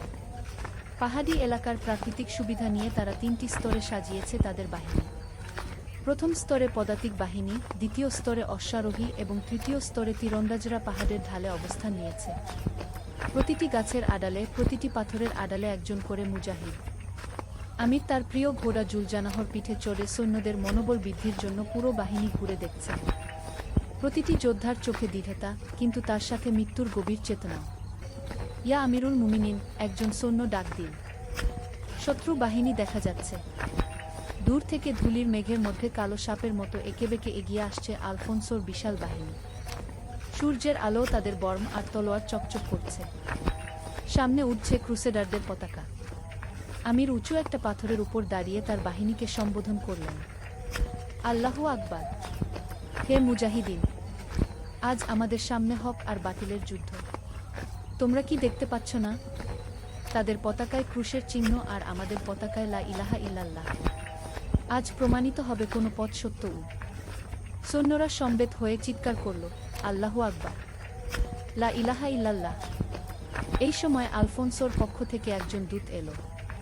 সে উঁচু গলায় ঘোষণা করল, মহান রাজা আলফোনসো নবম তোমাদের শেষ সুযোগ দিচ্ছেন। অস্ত্র ত্যাগ করে আত্মসমর্পণ কর, তাহলে তোমাদের জীবন রক্ষা পাবে। অন্যথায় একজনও জীবিত থাকবে না। আমির হেসে বললেন, তোমার রাজাকে বলো, মুসলমানরা মৃত্যুকে ভয় পায় না। আমরা জানি মৃত্যুর পর জান্নাত অপেক্ষা করছে। যুদ্ধের জন্য প্রস্তুত হও। দূত চলে গেল। পরের ঘণ্টা কেটে গেল নিস্তব্ধতায়। দুপক্ষের যোদ্ধারা একে অপরের দিকে তাকিয়ে আছে। হঠাৎ আলফোনসোর পক্ষ থেকে যুদ্ধের ঢোল বেজে উঠল। 4র্থ অধ্যায়, প্রথম আক্রমণ। আল্লাহু আকবার! আমিরের এই যুদ্ধনাদের সাথে সাথে শুরু হল ইতিহাসের অন্যতম রক্তক্ষয়ী যুদ্ধ। আলফোনসোর অশ্বারোহী বাহিনী ঝড়ের গতিতে এগিয়ে এলো। তাদের ভারী ঘোড়ার খুরের শব্দে মাটি কাঁপছে। কিন্তু পাহাড়ি এলাকার সরু পথে তাদের গতি কমে গেল। ঠিক এই মুহূর্তে আমির ইশারা দিলেন। পাহাড়ের উপর থেকে তীরের বৃষ্টি নামল। শত শত তীর একসাথে শত্রু বাহিনীর উপর আছড়ে পড়ল। আহহ! চিৎকার করে পড়ে গেল অনেক ক্রুসেডার যোদ্ধা। কিন্তু আলফোনসোর বাহিনী হাল ছাড়ল না। তারা তাদের বিশাল ঢালের আড়ালে এগিয়ে আসতে থাকল। তাদের তীরন্দাজরাও পাল্টা তীর ছুটতে শুরু করল। আমির দেখলেন তার কয়েকজন তীরন্দাজ আহত হয়েছে। তিনি সেনাপতি খালিদকে ইশারা করলেন, খালিদ, তোমার অশ্বারোহী বাহিনী নিয়ে বাম দিক দিয়ে আক্রমণ কর। তাদের মনোযোগ ভাগ করে দাও। আল্লাহু আকবার বলে খালিদ তার ৩০০ অশ্বারোহী নিয়ে পাহাড়ের বাম পাশ দিয়ে নেমে এলো। তাদের আক্রমণ এতটাই দ্রুত আর ভয়াবহ ছিল যে শত্রু বাহিনীর ডান দিক প্রায় ভেঙে পড়ল। কিন্তু আলফোনসো একজন দক্ষ সেনাপতি। তিনি তার রিজার্ভ বাহিনী দিয়ে এই আক্রমণ প্রতিহত করলেন। সেই সাথে তার গোপন অস্ত্র ব্যবহার করার আদেশ দিলেন। হঠাৎ দূর থেকে আগুনের গোলা এসে পড়তে শুরু করল মুসলিম বাহিনীর মধ্যে। এই গ্রিক আগুন এতটাই ভয়াবহ যে পানি দিয়েও নেবে না। ইয়া আল্লাহ! চিৎকার করে উঠল মুসলিম সৈন্যরা। আমির দেখলেন পরিস্থিতি জটিল হয়ে উঠছে। তিনি তার ব্যক্তিগত দেহরক্ষী বাহিনী নিয়ে সামনে এগিয়ে গেলেন। এই সময় ঘটল এক অভূতপূর্ব ঘটনা। তরুণ যোদ্ধা আহমদ, যে তার মায়ের কাছে গিয়েছিল, সে ফিরে এসেছে। কিন্তু তার চেহারায় এক অদ্ভুত প্রশান্তি। আমির সাহেব, সে দৌড়ে এসে বলল, আমার মা মারা গেছেন, কিন্তু মৃত্যুর আগে তিনি আমাকে একটা কথা বলেছেন। তিনি স্বপ্নে দেখেছেন রাসূলুল্লাহ তাকে বলছেন, আজ আমার উম্মতের কিছু সন্তান আমার কাছে আসবে। আমির আহমদের দিকে তাকালেন। তার চোখে এক অদ্ভুত নূর। আমির সাহেব, আমি জান্নাতের জন্য প্রস্তুত। পঞ্চম অধ্যায়, চূড়ান্ত লড়াই। দুপুর গড়িয়ে বিকেল হয়ে এলো। যুদ্ধ চলছে অবিরাম। দুপক্ষেই অনেক হতাহত হয়েছে, কিন্তু কেউ পিছু হচ্ছে না। আমির দেখলেন তার বাহিনীর অবস্থা খারাপ হয়ে যাচ্ছে। সংখ্যাধিক্য আর উন্নত অস্ত্রের কারণে আলফোনসোর বাহিনী এগিয়ে যাচ্ছে। এই সময় আবু বকর আল-কাদি তার কাছে এসে বললেন, আমির সাহেব, আমাদের পিছু হটা উচিত। আমরা অন্য কোথাও গিয়ে পুনরায় বাহিনী সংগঠিত করতে পারি। আমির কিছুক্ষণ চুপ থাকলেন। তারপর আকাশের দিকে তাকিয়ে বললেন, আবু বকর, তুমি কি কুরআনের সেই আয়াত ভুলে গেছো যারা বলে আমাদের রব আল্লাহ, তারপর অবিচল থাকে, তাদের কাছে ফেরেশতারা নেমে আসে? আজ আমাদের অবিচল থাকার পরীক্ষা। ঠিক এই মুহূর্তে একটা অলৌকিক ঘটনা ঘটল। পশ্চিম আকাশে হঠাৎ কালো মেঘ জমতে শুরু করল। প্রবল বাতাস বইতে লাগল। আলফোনসোর যোদ্ধারা যারা পূর্ব দিকে মুখ করে লড়াই করছিল, তাদের চোখে ধুলো ঢুকতে শুরু করল। এটা আল্লাহর সাহায্য, চিৎকার করে উঠলেন আমির। এই সুযোগে তিনি তার পূর্ণ বাহিনী নিয়ে সর্বশক্তি দিয়ে আক্রমণ করলেন। আল্লাহু আকবার, লা ইলাহা ইল্লাল্লাহ মুহাম্মাদুর রাসূলুল্লাহ। মুসলিম যোদ্ধাদের এই আক্রমণ এতটাই প্রবল ছিল যে আলফোনসোর প্রথম সারির বাহিনী ভেঙে পড়ল। তরুণ আহমদ তার তলোয়ার নিয়ে ঝাঁপিয়ে পড়ল শত্রু বাহিনীর মাঝে। তার চিৎকার, আমার মা জান্নাতে আমার অপেক্ষায়। একের পর এক সে 5 জন শত্রু সৈন্যকে হত্যা করল। কিন্তু একটা বর্ষা এসে তার বুক ভেদ করল। পরে যাওয়ার আগে সে শেষবার চিৎকার করল, লা ইলাহা ইল্লাল্লাহ। আমির দেখলেন আহমদের শাহাদাত। তার চোখে পানি এলো, কিন্তু হৃদয়ে আরও বেশি শক্তি। হে মুজাহিদিন, আহমদ আমাদের দেখিয়ে দিয়েছে কিভাবে মুসলমান মরে। চলো আমরাও তার পথ অনুসরণ করি। ষষ্ঠ অধ্যায়, আল্লাহর সাহায্য। সন্ধ্যা ঘনিয়ে এলো। যুদ্ধ এখনো চলছে, কিন্তু প্রাকৃতিক দুর্যোগ আলফোনসোর বাহিনীর জন্য সমস্যা হয়ে দাঁড়িয়েছে। আকস্মিক ঝড়ের কারণে তাদের তীরন্দাজ বাহিনী কাজ করতে পারছে না। গ্রিক আগুন ও বাতাসের কারণে নিয়ন্ত্রণ হারিয়েছে। আমির এই সুযোগ কাজে লাগালেন। তিনি তার অবশিষ্ট সব শক্তি একসাথে ব্যবহার করার সিদ্ধান্ত নিলেন। খালিদ, তুমি বাম দিক থেকে আক্রমণ কর। ইউসুফ, তুমি ডান দিক থেকে। আর আমি সরাসরি তাদের কেন্দ্রে আঘাত করব। কিন্তু আমির সাহেব, খালিদ বলল, এতে আপনার জীবনের ঝুঁকি আছে কি? আমির হেসে বললেন, খালিদ, আমি ইউসুফ এর সেই বাণী মনে করছি, আল্লাহই আমার রক্ষাকর্তা, তিনি উত্তম আশ্রয়স্থল। 3 জন সেনাপতি 3 দিক থেকে একসাথে আক্রমণ করলেন। এই ত্রিমুখী আক্রমণে আলফোনসোর বাহিনী বিপর্যস্ত হয়ে পড়ল। আলফোনসো নিজে তার দেহরক্ষীদের নিয়ে আমিরের সামনে এসে দাঁড়ালেন। তুমিই নাকি আব্দুল্লাহ? আজ তোমাকে হত্যা করে আমি পুরো আন্দালুসিয়া দখল করব। আমির তার তলোয়ার বের করলেন। আল্লাহর নামে আমি তোমাকে চ্যালেঞ্জ করছি। দুই নেতার মধ্যে শুরু হলো এক যুদ্ধ। চারপাশের সবাই লড়াই বন্ধ করে তাদের দিকে তাকিয়ে আছে। আলফোনসো প্রথমে আক্রমণ করলেন। তার তলোয়ার আমিরের মাথার পাশ দিয়ে বেরিয়ে গেল। আমির পাল্টা আক্রমণ করলেন। তার তলোয়ার আলফোনসোর বর্মে আঘাত করল, কিন্তু ভেদ করতে পারল না। দুইজনে কয়েক মিনিট ধরে লড়াই করলেন। আলফোনসো বয়স্ক হলেও অভিজ্ঞ যোদ্ধা। আমির তরুণ কিন্তু ক্লান্ত। হঠাৎ আলফোনসোর তলোয়ার আমিরের বাম কাঁধে আঘাত করল। রক্ত বের হলো। আল্লাহু আকবার, চিৎকার করে আমির শেষ শক্তি দিয়ে আঘাত করলেন। এবার তার তলোয়ার আলফোনসোর গলা আঘাত করল। আলফোনসো মাটিতে পড়ে গেলেন। তার মৃত্যুর সাথে সাথে ক্রুসেডার বাহিনীর মনোবল ভেঙে গেল। রাজা মারা গেছেন, পালাও, চিৎকার করে উঠল তারা। সপ্তম অধ্যায়, বিজয়ের স্বাদ। রাত নামার সাথে সাথে যুদ্ধের সমাপ্তি হল। আলফোনসোর অবশিষ্ট বাহিনী পালিয়ে গেল। ওয়াদি আল ফুরকান উপত্যকায় মুসলমানদের বিজয় পতাকা উঠছে। আমির আহত অবস্থায় একটা পাথরে বসে আছেন। তার চারপাশে আনন্দে চিৎকাররত সৈন্যরা। আল্লাহু আকবার, আল্লাহু আকবার, লা ইলাহা ইল্লাল্লাহু ওয়াল্লাহু আকবার। কিন্তু আমিরের চোখে আনন্দের সাথে দুঃখ মিশে আছে। তিনি তাকিয়ে আছেন আহমদের মরদেহের দিকে। আবু বকর এসে বললেন, আমির সাহেব, আমাদের হতাহতের সংখ্যা গুণে দেখা হয়েছে। 8,000 শহীদ হয়েছেন, আর শত্রুপক্ষের প্রায় 30,000 নিহত। আমির গভীর নিঃশ্বাস ফেললেন। 8,000 শহীদ, এর মানে 8,000 পরিবার আজ তাদের প্রিয়জনকে হারিয়েছে। কিন্তু আমির সাহেব, সেনাপতি খালিদ বললেন, তারা সবাই জান্নাতে গেছেন। আল্লাহ বলেছেন, যারা আল্লাহর পথে নিহত হয় তাদেরকে মৃত বলো না, বরং তারা জীবিত। আমির উঠে দাঁড়ালেন। তার কাঁধের ক্ষত থেকে এখনো রক্ত পড়ছে। সৈন্যদের একত্রিত কর, আমি তাদের কিছু বলতে চাই। কিছুক্ষণ পর সব সৈন্য জমায়েত হল। আহত ক্ষত সবাই। আমির তাদের সামনে দাঁড়িয়ে বললেন, হে বীর মুজাহিদিন, আল্লাহ তাআলা আজ আমাদের বিজয় দান করেছেন। কিন্তু এই বিজয় আমাদের শক্তির কারণে নয়, আল্লাহর অনুগ্রহের কারণে। আজ যারা শহীদ হয়েছেন তারা আমাদের চেয়ে বেশি সফল। তারা এই দুনিয়ার ক্ষণস্থায়ী জীবন ছেড়ে চিরস্থায়ী জীবন লাভ করেছেন। কিন্তু আমাদের কাজ এখনো শেষ হয়নি। এই বিজয় শুধু একটা যুদ্ধের শেষ, পুরো যুদ্ধের নয়। আমাদের আরও শক্তিশালী হতে হবে, আরও একতাবদ্ধ হতে হবে।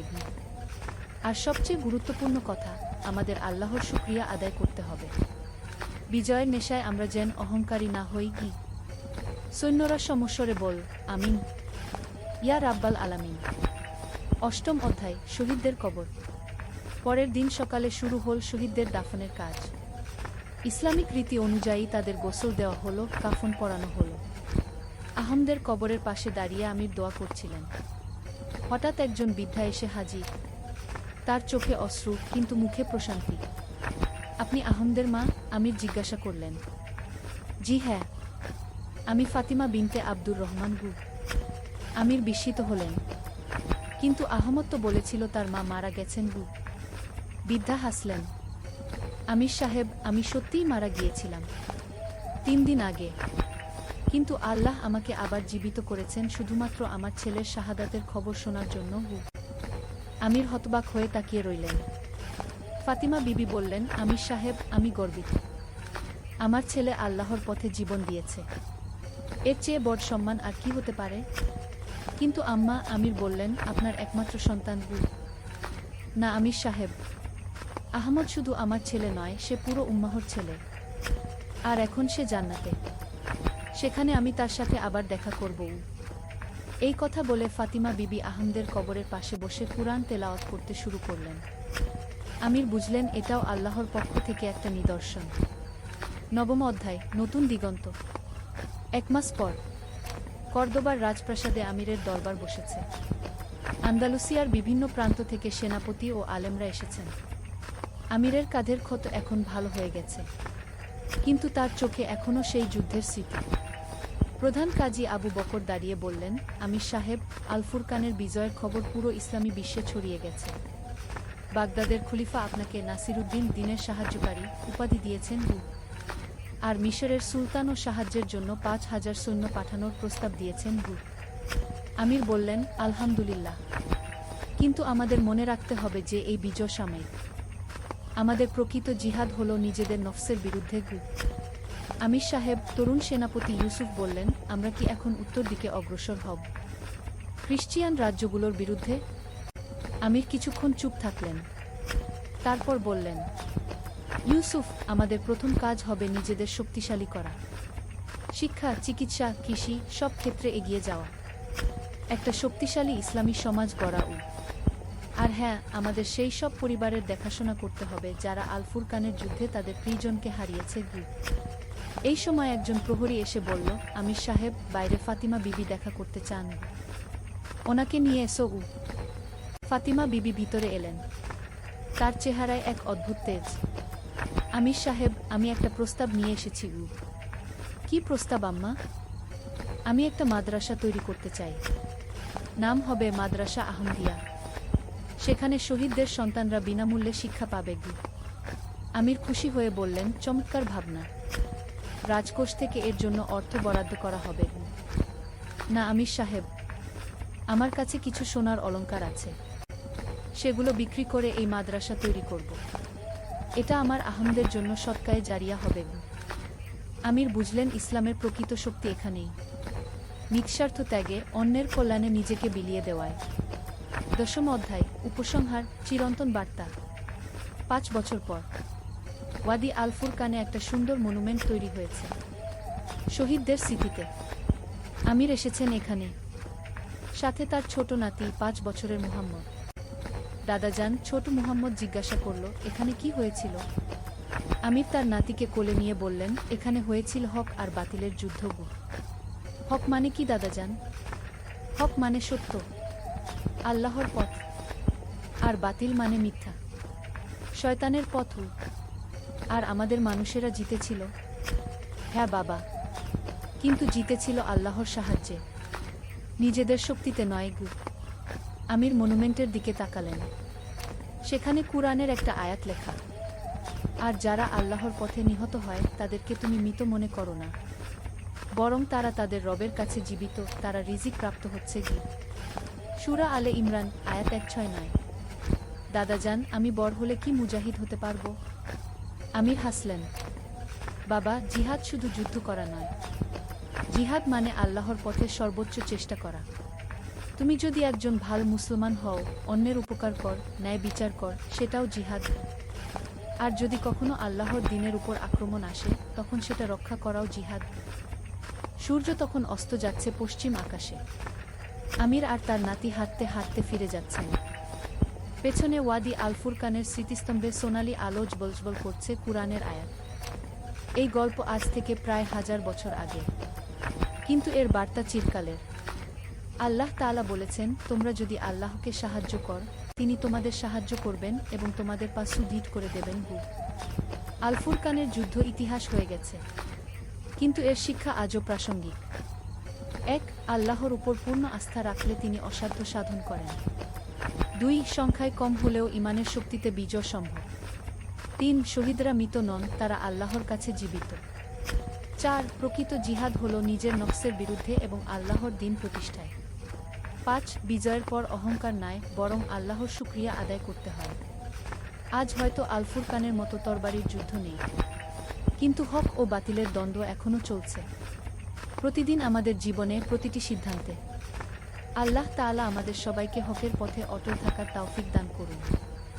আমিন। ওয়াল্লাহু আলাম বিস-সাওয়াব। আল্লাহই ভালো জানেন সত্য কী। গল্পের শেষ। এই গল্পটি সম্পূর্ণ কাল্পনিক, তবে ইতিহাসের বিভিন্ন ইসলামিক যুদ্ধের ঘটনা এবং কুরআন হাদিসের শিক্ষা থেকে অনুপ্রেরণা নেওয়া হয়েছে। নূরের সন্ধানে, একটি ইসলামিক গল্প। প্রথম অধ্যায়, অন্ধকারের মাঝে আলোর খোঁজ। মক্কার প্রান্তরে, যেখানে বালুকনারা চাঁদের আলো রূপালী হয়ে ওঠে, সেখানে বাস করত এক যুবক। তার নাম আব্দুল্লাহ ইবনে আমর। বয়স মাত্র 20, কিন্তু মনে প্রশ্নের পর প্রশ্ন। পিতা আমর ইবনে সালিম ছিলেন একজন সম্মানিত ব্যবসায়ী, মায়ের নাম ফাতিমা বিনতে খালিদ, একজন ধার্মিক মহিলা যিনি 5 ওয়াক্ত নামাজ আদায়ে কখনো বিলম্ব করতেন না। আব্দুল্লাহর হৃদয়ে একটি বিশেষ অস্থিরতা ছিল। প্রতিদিন সূর্যোদয়ের সময় যখন আজানের মধুর ধ্বনি কানে আসত, তখন তার মন প্রশ্ন করত, এই যে আল্লাহর ডাক, এর গভীরতা কতটুকু? শুধুমাত্র 5 ওয়াক্ত নামাজ পড়লে কি আল্লাহর নৈকট্য পাওয়া যায়? একদিন ফজরের নামাজের পর, যখন সবাই ঘুমিয়ে পড়েছে, আব্দুল্লাহ একা বসে ছিল তার ছাদের উপর। আকাশের তারাগুলো যেন তার সাথে কথা বলছিল। হঠাৎ তার মনে পড়ল রাসূল এর একটি হাদিস, যা তার মা তাকে শিখিয়েছিলেন, যে ব্যক্তি আল্লাহর জন্য 1 কদম এগিয়ে আসে, আল্লাহ তার জন্য 10 কদম এগিয়ে আসেন। এই হাদিসটি তার হৃদয়ে গভীর রেখাপাত করল। সে মনে মনে প্রতিজ্ঞা করল, আমি আল্লাহর নৈকট্য অর্জনের জন্য যা যা করতে হয় তা করব। আমি তার প্রকৃত বান্দা হওয়ার চেষ্টা করব। পরদিন সকালে আব্দুল্লাহ তার পিতার কাছে গেল।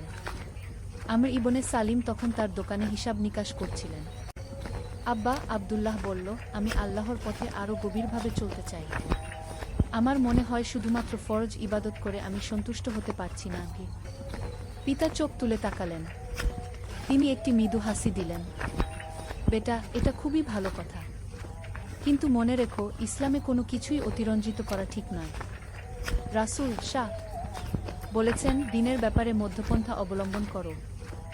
আব্বা, আমি বুঝতে পারছি, কিন্তু আমার মনে হয় আমার আরও বেশি জানার দরকার, আরও বেশি বুঝার দরকার। আমর ইবনে সালিম তার ছেলের দিকে তাকিয়ে দেখলেন সত্যিই একটা আধ্যাত্মিক পিপাসা আছে তার মধ্যে। তিনি বললেন, তাহলে তুমি শায়েখ আব্দুর রহমানের কাছে যাও। তিনি আমাদের এলাকার একজন বিশিষ্ট আলিম।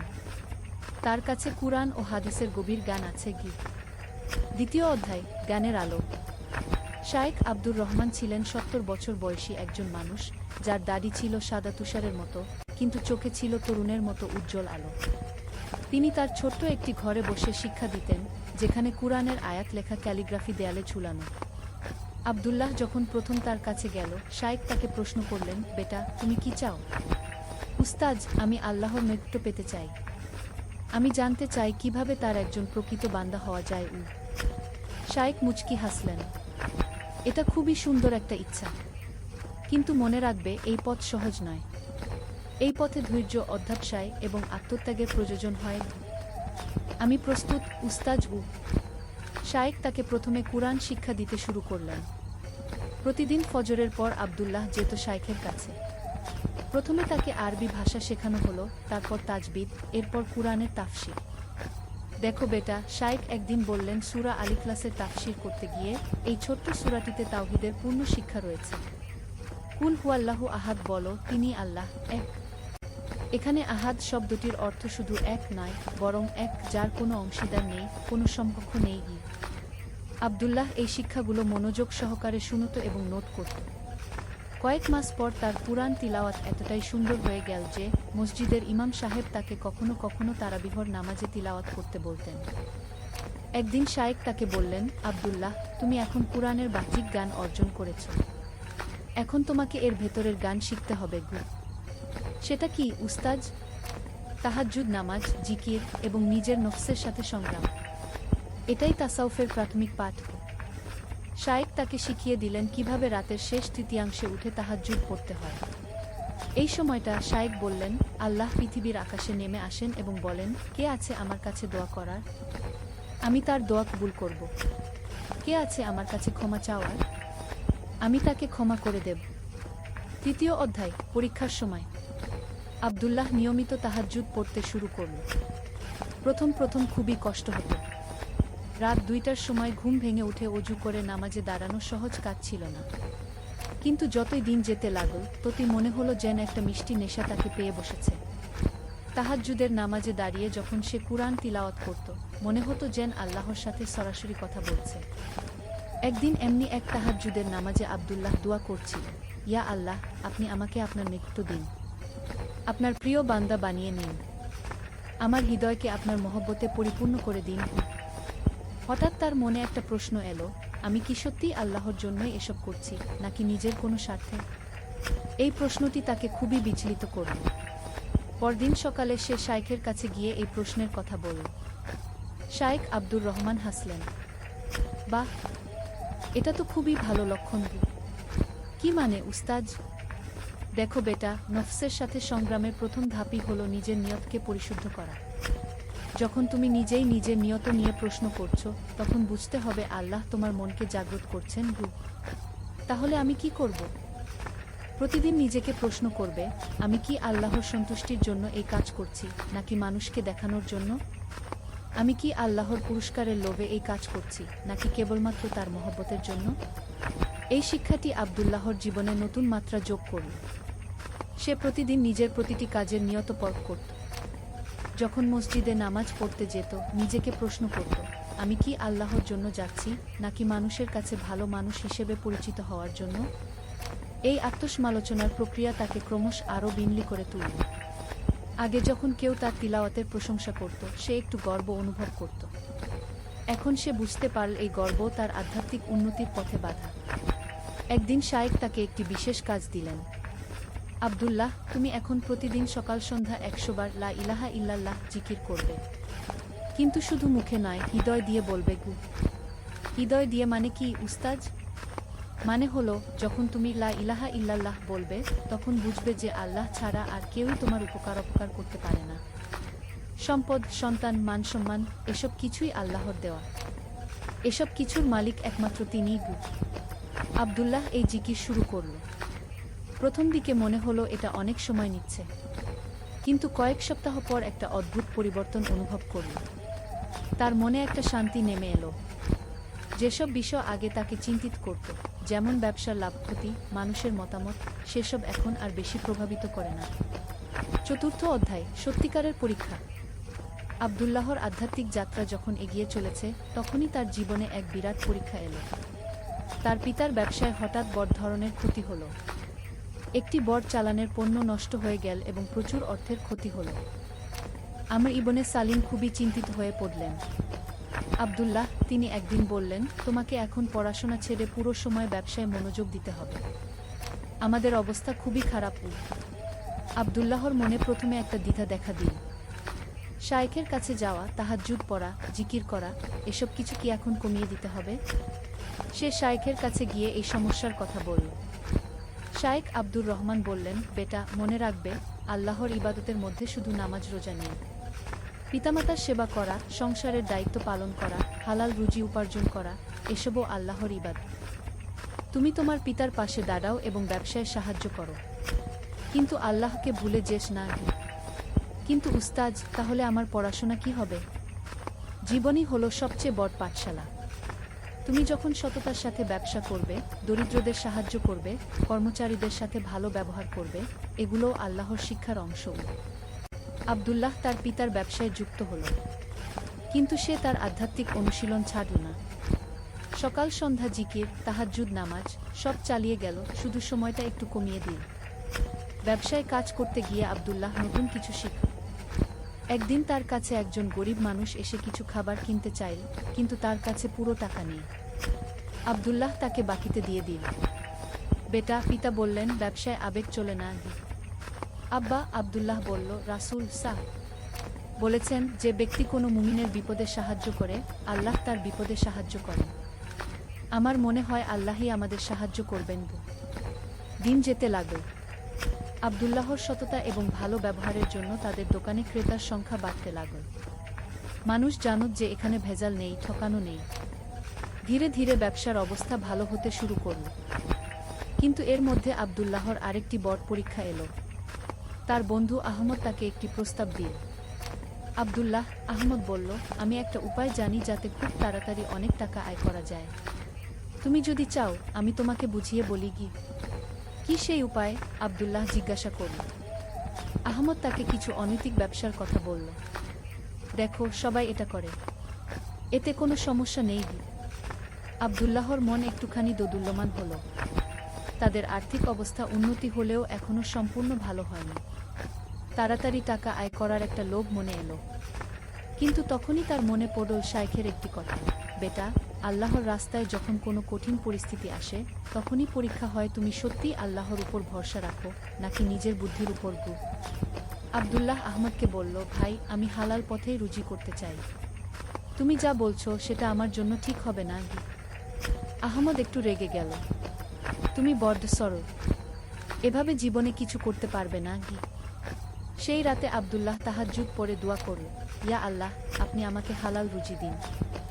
আমার আর্থিক সমস্যার সমাধান করুন, কিন্তু হালাল পথে। পঞ্চম অধ্যায়, অপ্রত্যাশিত সাহায্য। আব্দুল্লাহ যে রাতে এই দোয়া করেছিল, তার কয়েকদিন পর একটি অপ্রত্যাশিত ঘটনা ঘটে। তার দোকানে একজন অপরিচিত বয়স্ক লোক এলেন। তিনি কিছু খাবার কিনলেন এবং আব্দুল্লাহর ব্যবহারে খুশি হয়ে জিজ্ঞাসা করলেন, বেটা, তুমি কি শুধু খুচরা জিনিসপত্র বেচো নাকি পাইকারি ব্যবসাও করো? আব্দুল্লাহ বলল, চাচা, আমি যেটা পারি সেটাই করি। আমাদের মূলধন কম, তাই বড় কিছু করতে পারি না। লোকটি বললেন, আমি একটি বড় ব্যবসায় প্রতিষ্ঠানের মালিক। আমার একজন বিশ্বস্ত সাপ্লায়ার দরকার। তুমি যদি চাও, আমি তোমাকে একটা চুক্তি দিতে পারি। আব্দুল্লাহ প্রথমে বিশ্বাস করতে পারে না, কিন্তু লোকটি তাকে তার কার্ড দিলেন এবং বললেন পরের দিন তার অফিসে যেতে। পরদিন আব্দুল্লাহ পিতার সাথে সেই অফিসে গেল। সত্যিই লোকটি একটি বড় কোম্পানির মালিক। তিনি তাদের একটি চুক্তি অফার করলেন যা তাদের আর্থিক সমস্যার সমাধান করে দিতে পারে। কিন্তু লোকটি বললেন, আমার একটি শর্ত আছে। আমি চাই যে তোমরা সব সময় সততার সাথে ব্যবসা করবে। কোনো ধরনের ভেজাল বা প্রতারণা থাকবে না। আব্দুল্লাহ এবং তার পিতা সানন্দে রাজি হলেন। সেই রাতে আব্দুল্লাহ শুকরিয়ার নামাজ পড়ল। সে বুঝতে পারল যে আল্লাহ সত্যিই তার দোয়া কবুল করেছেন। পরের দিন সকালে শায়েখের কাছে গিয়ে সব ঘটনা বলল। শায়েখ আব্দুর রহমান হাসলেন। দেখেছ বেটা, আল্লাহ তার বান্দাদের ছেড়ে দেন না। তুমি যখন হারাম পথ প্রত্যাখ্যান করেছ, তখনই আল্লাহ তোমার জন্য হালাল পথ খুলে দিয়েছেন। উস্তাজ আব্দুল্লাহ বলল, এখন আমার জীবন অনেক ব্যস্ত হয়ে যাবে। আমি কি আমার আধ্যাত্মিক চর্চা চালিয়ে যেতে পারবো? অবশ্যই পারবে, কিন্তু এখন তোমার পদ্ধতি পরিবর্তন হবে। তুমি এখন যা করবে, 1. প্রতিটি ব্যবসায়িক কাজ শুরু করার আগে বিসমিল্লাহ বলবে। 2. সব সময় সততা বজায় রাখবে। 3. গরিব দুঃখীদের সাহায্য করবে। 4. প্রতি মাসে তোমার আয়ের একটা অংশ দান করবে। 5. কর্মচারীদের সাথে ভালো ব্যবহার করবে। এই সবই আল্লাহর ইবাদত। 6ষ্ঠ অধ্যায়, নতুন চ্যালেঞ্জ। আব্দুল্লাহর ব্যবসা দিন দিন বড় হতে থাকে। তার এখন 10 জন কর্মচারী। সে তাদের প্রত্যেকের সাথে বন্ধুর মতো ব্যবহার করত, সময়মতো বেতন দিত, এমনকি কেউ অসুস্থ হলে তার চিকিৎসার ব্যবস্থাও করত। একদিন তার এক কর্মচারী ইউসুফ তার কাছে এসে বলল, ভাই, আমার বাবা খুব অসুস্থ। আমার অনেক টাকা দরকার তার অপারেশনের জন্য। আব্দুল্লাহ সাথে সাথে বলল, চিন্তা করো না, আমি ব্যবস্থা করে দেব। সে ইউসুফকে প্রয়োজনীয় টাকা দিয়ে দিল। ইউসুফ কৃতজ্ঞতায় কাঁদতে লাগল। ভাই, আমি এই টাকা কিভাবে ফেরত দেব? তোমার সুবিধা মতো দিয়ে দিও, তাড়াহুড়া নেই। এই ঘটনার পর আব্দুল্লাহর কর্মচারীরা তাকে আরও ভালোবাসতে শুরু করল। তারা মন দিয়ে কাজ করত, কিন্তু এর পাশাপাশি নতুন কিছু সমস্যাও দেখা দিল। আব্দুল্লাহর কিছু প্রতিদ্বন্দ্বী ব্যবসায়ী তার সততার জন্য হিংসা করতে লাগল। একদিন আব্দুল্লাহর প্রতিদ্বন্দ্বী ব্যবসায়ী করিম সাহেব তার কাছে এসে বলল, আব্দুল্লাহ ভাই, আপনি এত কম দামে জিনিস বেচেন কেন? এতে সবার ব্যবসার ক্ষতি হচ্ছে কি? করিম ভাই, আব্দুল্লাহ বলল, আমি ন্যায্য দামে বিক্রি করি, লাভ নিই, কিন্তু অতিরিক্ত লাভ করি না। কিন্তু এভাবে তো আমাদের সবার ব্যবসা মার খাবে। করিম ভাই, আপনিও এই পথ অবলম্বন করুন, দেখবেন আল্লাহ আপনার ব্যবসায় বরকত দেবেন। করিম সাহেব রেগে চলে গেলেন। কয়েকদিন পর আব্দুল্লাহ জানতে পারল যে করিম সাহেব তার বিরুদ্ধে বিভিন্ন জনের কাছে নালিশ করছেন। এমনকি তিনি সরকারি অফিসে গিয়ে আব্দুল্লাহর ব্যবসার লাইসেন্স নিয়ে সমস্যা তৈরি করার চেষ্টা করছেন। আব্দুল্লাহর মন খারাপ হলো। সে শায়েখের কাছে গিয়ে এই সমস্যার কথা বলল। উস্তাজ, আমি সততার পথে চলার চেষ্টা করছি, কিন্তু মনে হচ্ছে এতে আমার শত্রু বাড়ছে। শায়েখ আব্দুর রহমান বললেন, বেটা, এটাই তো স্বাভাবিক। যখনই কেউ ভালো কিছু করার চেষ্টা করে, তখনই তার বিরোধিতা হয়। তুমি কি মনে করো নবী রাসূলগণের জীবন সহজ ছিল? না উস্তাজ। তাহলে দেখো, তুমি আল্লাহর পথে আছো। ধৈর্য ধরো এবং আল্লাহর উপর ভরসা রাখো। এবং একটা জিনিস মনে রেখো, তুমি যদি সত্যিকার অর্থে আল্লাহর জন্য কাজ করো, তাহলে আল্লাহই তোমার সাহায্যকারী হবেন। 7ম অধ্যায়, ধৈর্যের পরীক্ষা। করিম সাহেবের চক্রান্তের ফলে আব্দুল্লাহর ব্যবসায় নানা ধরনের সমস্যা দেখা দিতে লাগল।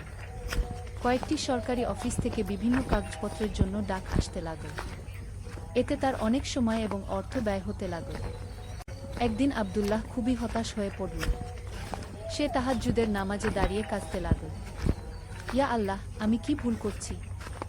আমি তো আপনার সন্তুষ্টির জন্যই সততার পথে চলার চেষ্টা করছি, তাহলে এত কষ্ট কেন? সেই রাতে সে একটি স্বপ্ন দেখল। স্বপ্নে দেখল যে রাসূল শাহ তাকে বলছেন, বেটা, ধৈর্য ধরো, আল্লাহ তোমার পরীক্ষা নিচ্ছেন। যারা ধৈর্য ধরে, আল্লাহ তাদের সাথে থাকেন। সকালে ঘুম থেকে উঠে আব্দুল্লাহর মন অনেক শান্ত লাগল। সে বুঝতে পারল যে এটা একটা পরীক্ষা। ঠিক সেই সময় একটি অপ্রত্যাশিত ঘটনা ঘটে। করিম সাহেব নিজেই আব্দুল্লাহর কাছে এলেন, কিন্তু এবার তার অবস্থা ভিন্ন। তিনি খুবই বিনীতভাবে বললেন, আব্দুল্লাহ ভাই, আমি আপনার কাছে ক্ষমা চাইতে এসেছি। আব্দুল্লাহ অবাক হয়ে বলল, কি হয়েছে করিম ভাই? আসলে আমার ছেলে আপনার দোকান থেকে জিনিস কিনেছিল কয়েকদিন আগে। সে বাড়িতে এসে আপনার প্রশংসা করছিল, বলছিল আপনি কত ভালো ব্যবহার করেছেন, কত সততার সাথে জিনিস দিয়েছেন। তখন আমার মনে হলো আমি আপনার সাথে কত খারাপ ব্যবহার করেছি। করিম ভাই, এসব নিয়ে ভাবার কিছু নেই। না ভাই, আছে। আমি আপনার বিরুদ্ধে যা যা করেছি সব প্রত্যাহার করে নিয়েছি, এবং আমি আপনার কাছে পরামর্শ চাইতে চাই, আমি কিভাবে আমার ব্যবসা আপনার মতো সততার সাথে করতে পারি। আব্দুল্লাহ খুশি হয়ে তাকে বিভিন্ন পরামর্শ দিল। করিম সাহেব চলে যাওয়ার পর আব্দুল্লাহ শুকরিয়া আদায় করল। সে বুঝতে পারল যে আল্লাহ তার ধৈর্যের পুরস্কার দিয়েছেন। অষ্টম অধ্যায়, সমাজসেবা। আব্দুল্লাহর ব্যবসা এখন খুবই ভালো চলছে। তার আর্থিক অবস্থা স্বাচ্ছন্দ্য। কিন্তু এই স্বাচ্ছন্দ্য তাকে গর্বিত বানায়নি, বরং আরও বিন্দু করেছে। একদিন শায়েখ আব্দুর রহমান তাকে বললেন, আব্দুল্লাহ, আল্লাহ তোমাকে অনেক নিয়ামত দিয়েছেন। এখন সময় এসেছে এই নিয়ামত অন্যদের সাথে ভাগ করে নেওয়ার। উস্তাজ, আমি তো নিয়মিত জাকাত দিই এবং দান খয়রাত করি। সেটা ভালো, কিন্তু আমি আরও বড় কিছুর কথা বলছি। তুমি তোমার এলাকার দরিদ্র মানুষদের জন্য একটি ব্যবস্থা করো যাতে তারা স্বাবলম্বী হতে পারে। আব্দুল্লাহ চিন্তা করল। তারপর একটি পরিকল্পনা মাথায় এলো। সে তার এলাকার দরিদ্র যুবকদের ডাকল এবং তাদের বলল, তোমরা যারা কাজ শিখতে চাও, আমি তোমাদের প্রশিক্ষণের ব্যবস্থা করে দেব এবং প্রশিক্ষণের পর আমার ব্যবসায়িক নেটওয়ার্কে কাজের সুযোগ করে দেব। প্রথমে 10 জন যুবক এগিয়ে এলো। আব্দুল্লাহ তাদের বিভিন্ন কারিগরি কাজ শেখানোর ব্যবস্থা করল। কয়েক মাস পর তাদের সবার কাজের ব্যবস্থা হয়ে গেল। এই খবর ছড়িয়ে পড়ার পর আরও অনেকে এগিয়ে এলো। আব্দুল্লাহ একটি ছোট প্রশিক্ষণ কেন্দ্র স্থাপন করল। কিন্তু শুধু পুরুষদের নয়, সে মহিলাদের জন্যও ভাবল। তার মা ফাতিমা বিনতে খালিদের সাহায্যে সে এলাকার দরিদ্র মহিলাদের সেলাই কাটাই শেখানোর ব্যবস্থা করল। এইভাবে আব্দুল্লাহর একটি ছোট সামাজিক সংস্থা তৈরি হল। তার নাম দেওয়া হল খু নুরুল হুদা সেবা সংস্থা গু। নবম অধ্যায়, বিবাহ এবং নতুন দায়িত্ব। আব্দুল্লাহ এখন 25 বছর বয়সী যুবক। তার পিতামাতা তার বিবাহের কথা ভাবতে শুরু করেছেন। বেটা, একদিন তার মা বললেন, তোর বিয়ের বয়স হয়েছে, আমরা একটি ভালো মেয়ে দেখেছি। আব্দুল্লাহ বলল, আম্মা, আমি একটি শর্ত রাখতে চাই। যে মেয়েকে আমি বিয়ে করব সে যেন দিনদার হয়। তার চেহারা বা সম্পদ নয়, তার চরিত্রই যেন আসল। তার মা বাবা এই কথায় খুশি হলেন। তারা শহরের একজন আলিমের মেয়ে আয়েশার সাথে আব্দুল্লাহর বিয়ের প্রস্তাব দিলেন। আয়েশা ছিল 21 বছর বয়সী একজন শিক্ষিত মেয়ে। সে কুরআন হাদিস জানত, নামাজ রোজা নিয়মিত করত এবং দরিদ্রদের সেবায় আগ্রহী ছিল। বিয়ের আগে আব্দুল্লাহ আয়েশাকে বলল, আমি চাই আমাদের সংসার হোক আল্লাহর সন্তুষ্টি অর্জনের একটি মাধ্যম। আয়েশা বলল, আমিও তাই চাই। তাদের বিয়ে খুবই সাদাসিধে ভাবে হল। অনুষ্ঠানে অতিরিক্ত খরচ না করে সেই টাকা দরিদ্রদের মধ্যে বিতরণ করা হলো। বিয়ের পর আয়েশা আব্দুল্লাহর সামাজিক কাজে অংশ নিতে শুরু করল। সে মহিলাদের ইসলামিক শিক্ষা দেওয়ার ব্যবস্থা করল। একদিন আয়েশা আব্দুল্লাহকে বলল, আমার মনে হয় আমাদের এলাকার অনেক শিশু শিক্ষা পাচ্ছে না। আমরা কি তাদের জন্য একটি স্কুল করতে পারি না? এই প্রস্তাবে আব্দুল্লাহ খুশি হল। তারা একসাথে খু নুরুল ইলম বিদ্যালয় কি নামে একটি স্কুল স্থাপনা করল, যেখানে দরিদ্র শিশুরা বিনামূল্যে পড়াশোনা করতে পারত। দশম অধ্যায়, পরিবার এবং আধ্যাত্মিক উন্নতি। বিয়ের 2 বছর পর আব্দুল্লাহ এবং আয়েশার একটি ছেলে হল। তার নাম রাখা হল ইউসুফ। সন্তান হওয়ার পর আব্দুল্লাহর দায়িত্বের পরিমাণ বাড়ল, কিন্তু আল্লাহর প্রতি তার কৃতজ্ঞতাও বাড়ল। আয়েশা, একদিন সে তার স্ত্রীকে বলল, আমি চাই আমাদের ছেলে এমনভাবে বড় হোক যেন সে আল্লাহর একজন নেক বান্দা হয়। ইনশাল্লাহ, আয়েশা বলল, আমরা তাকে ছোটবেলা থেকেই দ্বীনের শিক্ষা দেব। ইউসুফ যখন 3 বছর বয়সী, তখন থেকেই আব্দুল্লাহ তাকে ছোট ছোট দোয়া শেখাতে শুরু করল। আবু, বাবা, একদিন ইউসুফ বলল, আপনি রাতে কেন উঠে দাঁড়ান? বেটা, আমি আল্লাহর সাথে কথা বলি। আমিও বলবো। আব্দুল্লাহ হাসল। সে বুঝতে পারল যে সন্তান পিতার কাজ দেখেই শেখে। এদিকে তার ব্যবসা এবং সামাজিক কাজ আরও বিস্তৃত হতে লাগল। নুরুল হুদা সেবা সংস্থা গিয়ে এখন শহরের সবচেয়ে বিশ্বস্ত দাতব্য সংস্থাগুলোর একটি। কিন্তু এই সব কাজের মধ্যেও আব্দুল্লাহ তার আধ্যাত্মিক অনুশীলন অব্যাহত রাখল। প্রতিদিন তাহাজ্জুদ, নিয়মিত জিকির এবং শায়েখের কাছে হাজিরা, সব কিছু চালিয়ে গেল। একদিন শায়েখ আব্দুর রহমান তাকে বললেন, আব্দুল্লাহ, তুমি এখন একটি পর্যায়ে পৌঁছেছ যেখানে তোমার কাজের মধ্যেই ইবাদত হয়ে যাচ্ছে। কি মানে উস্তাজ? মানে হলো, তুমি যখন একটি দরিদ্র পরিবারকে সাহায্য করো, এটা তোমার ইবাদত। তুমি যখন তোমার কর্মচারীদের সাথে ন্যায্য ব্যবহার করো, এটা তোমার ইবাদত। তুমি যখন তোমার সন্তানকে ভালো শিক্ষা দাও, এটাও তোমার ইবাদত। আব্দুল্লাহ এই কথা শুনে অভিভূত হল। সে বুঝতে পারল যে আল্লাহর পথে চলার মানে শুধু মসজিদে বসে থাকা নয়, বরং জীবনের প্রতিটি ক্ষেত্রে তার নির্দেশনা অনুসরণ করা। একাদশ অধ্যায়, বড় পরীক্ষা। আব্দুল্লাহর জীবন যখন সুখে শান্তিতে কাটছে তখন একটি বড় বিপদ এলো। শহরে একটি মহামারী ছড়িয়ে পড়ল। অনেক মানুষ অসুস্থ হয়ে পড়ল, ব্যবসা বাণিজ্য বন্ধ হয়ে গেল। আব্দুল্লাহর ব্যবসায়ও প্রভাব পড়ল। কিন্তু তার বড় চিন্তা ছিল এলাকার দরিদ্র মানুষদের নিয়ে। তাদের তো কোনো সঞ্চয় নেই। এই অবস্থায় তারা কি করবে? সে তার সংস্থার মাধ্যমে খাদ্য বিতরণের ব্যবস্থা করল। তার নিজের সঞ্চিত অর্থ থেকে চাল, ডাল, তেল কিনে প্রয়োজনীয় পরিবারগুলোর মধ্যে বিতরণ করতে লাগল। আব্দুল্লাহ একদিন তার পিতা বললেন, তুমি এভাবে সব টাকা শেষ করে ফেলছ। নিজের সংসারের কথাও ভাবো। আব্বা, আব্দুল্লাহ বলল, আল্লাহ আমাকে দিয়েছেন যাতে আমি অন্যদের সাহায্য করতে পারি। আমি যদি এই সময় মানুষের পাশে না দাঁড়াই তাহলে আমার এত ধনসম্পদ কি কাজে? কিন্তু এরপরেই আব্দুল্লাহর নিজের উপরেও বিপদ এলো। তার ছেলে ইউসুফ অসুস্থ হয়ে পড়ল। ডাক্তার বলল অবস্থা গুরুতর। আব্দুল্লাহ এবং আয়েশা দিনরাত তাদের ছেলের পাশে বসে থাকল। তারা নামাজ দোয়া করতে লাগল। একদিন রাতে যখন ইউসুফের অবস্থা খুবই খারাপ, আব্দুল্লাহ তাহাজ্জুদের নামাজ